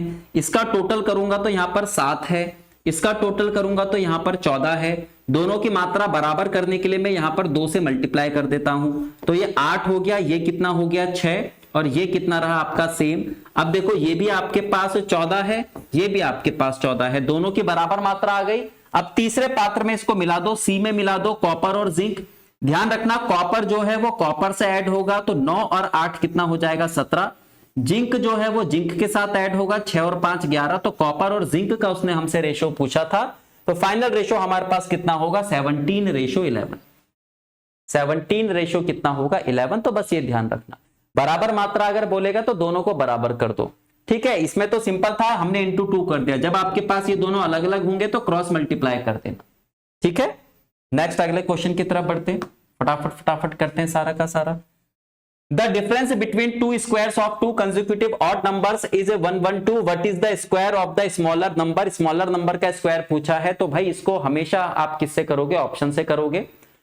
लेकिन अगर आपको ट्रेडिशनल करना है तो ऐसे कर सकते हो, एक नंबर अगर x है तो भाई कंसेक्यूटिव ऑड नंबर्स में कितने का डिफरेंस होता है, 2 का डिफरेंस होता है, तो अगला नंबर होगा x+2। उसने कहा इन दोनों का जो डिफरेंस है, तो बड़े नंबर में से छोटे नंबर का स्क्वायर माइनस करूंगा तो कितना मिलेगा आपको, 112 मिलेगा। तो ये बनेगा आपके पास a² + b² प्लस आपके पास 2ab, 2 यानी 4x हो जाएगा, माइनस कितना x² बराबर आपका 112। x² से x² कटा, ये आपके पास 4 उधर जाकर क्या हो जाएगा, माइनस हो जाएगा। तो 4 दूनी 8, 4 सत्ते 28, तो x कितना होगा आपके पास 27 होगा। और हमसे यही तो पूछा गया था कि भाई छोटा नंबर कौन सा है, छोटा नंबर x है, तो वो कितना होगा आपके पास 27। लेकिन हमसे पूछा था x² क्या होगा, 27 का स्क्वायर करेंगे तो वो कितना होगा आपके पास 729। ठीक है, अच्छा अब इसको हम ऑप्शन से कैसे करते हैं, ऑड नंबर्स देखें तो ऑड नंबर का स्क्वायर करने पर कभी भी आपको इवन नंबर तो मिलेगा है नहीं, तो आंसर मेरे इन दो में से कोई एक होगा। अगर उसने बोला है कि भाई हमें छोटे नंबर का स्क्वायर करना है, तो भाई ये आपके पास 25 रहा होगा, ये कितना रहा होगा आपका 27 रहा होगा। ठीक है, 25 और कितना 27 रहा होगा।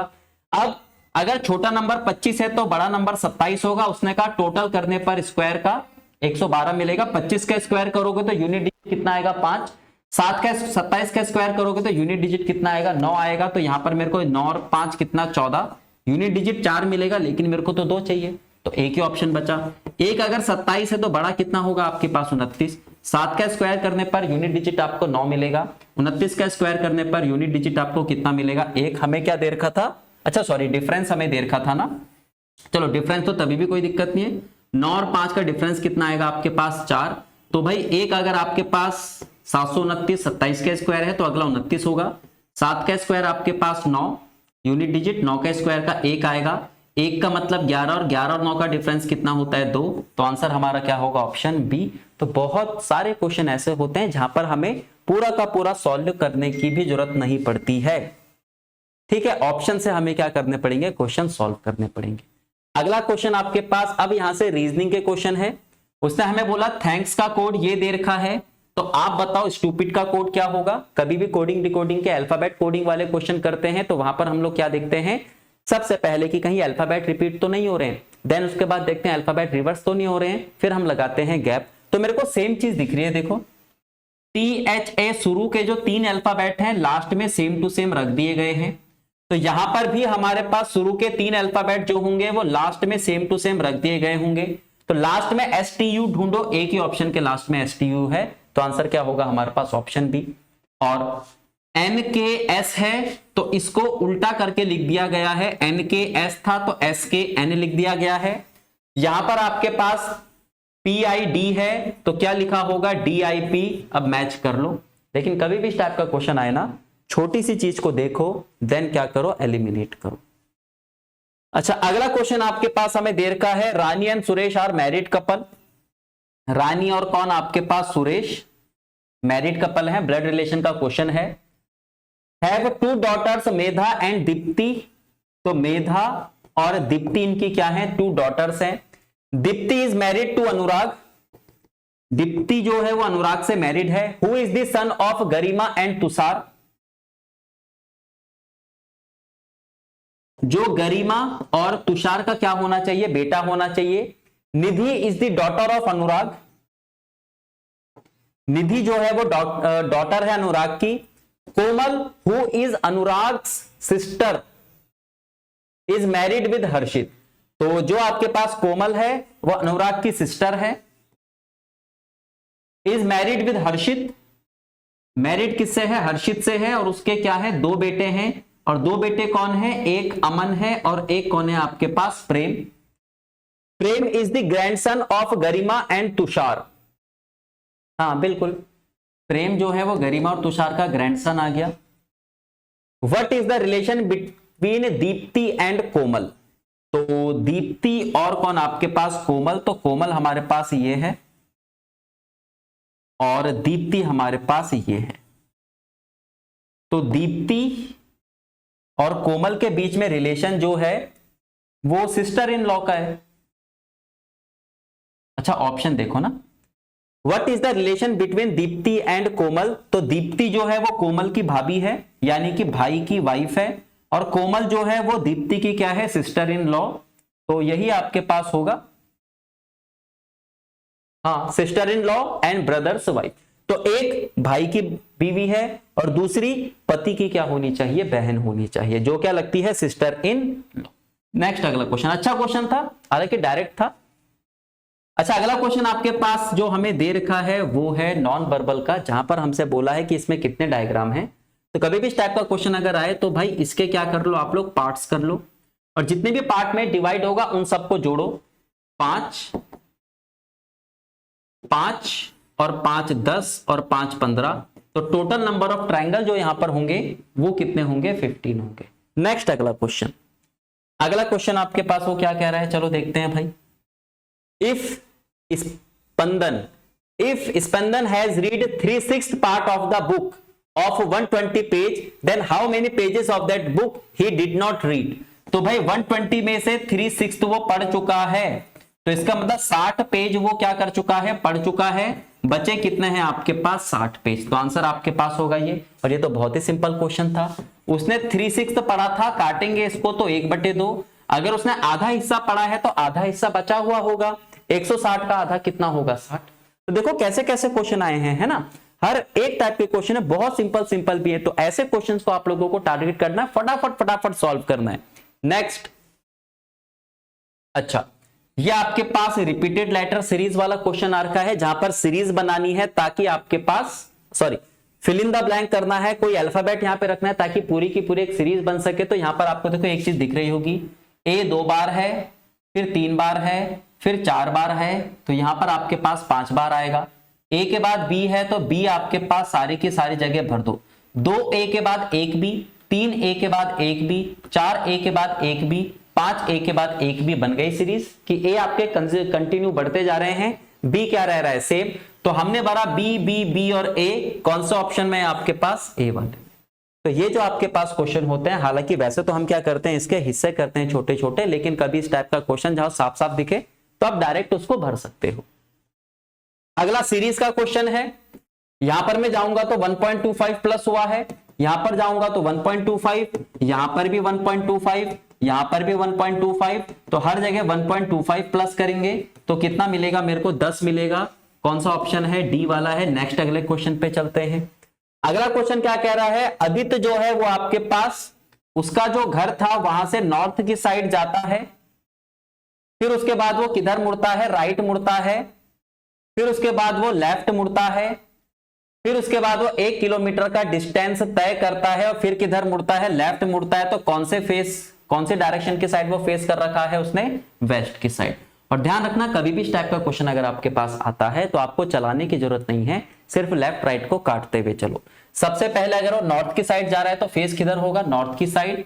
तो एक बार वो किधर मुड़ता है, राइट मुड़ता है, फिर उसके बाद वो लेफ्ट मुड़ता है, तो एक बार राइट मुड़ा, एक बार लेफ्ट मुड़ा, फिर उसके बाद वो किधर मुड़ता है, लेफ्ट मुड़ता है। तो एक बार राइट और एक बार लेफ्ट आपस में क्या होते हैं, जीरो। सबसे पहले उसका फेस नॉर्थ की साइड था, तो कुल मिलाकर वो एक ही बार लेफ्ट मुड़ रहा है, तो उसका फेस जो होगा वो किधर की साइड होगा, वेस्ट की साइड। तो अगर इस टाइप से आपके पास क्वेश्चन आए कि उसका फेस पूछा हुआ है तो वहां पर डायग्राम बनाने की जरूरत नहीं है, राइट लेफ्ट अगर दे रखे तो उनको काटते हुए जाए, ठीक है।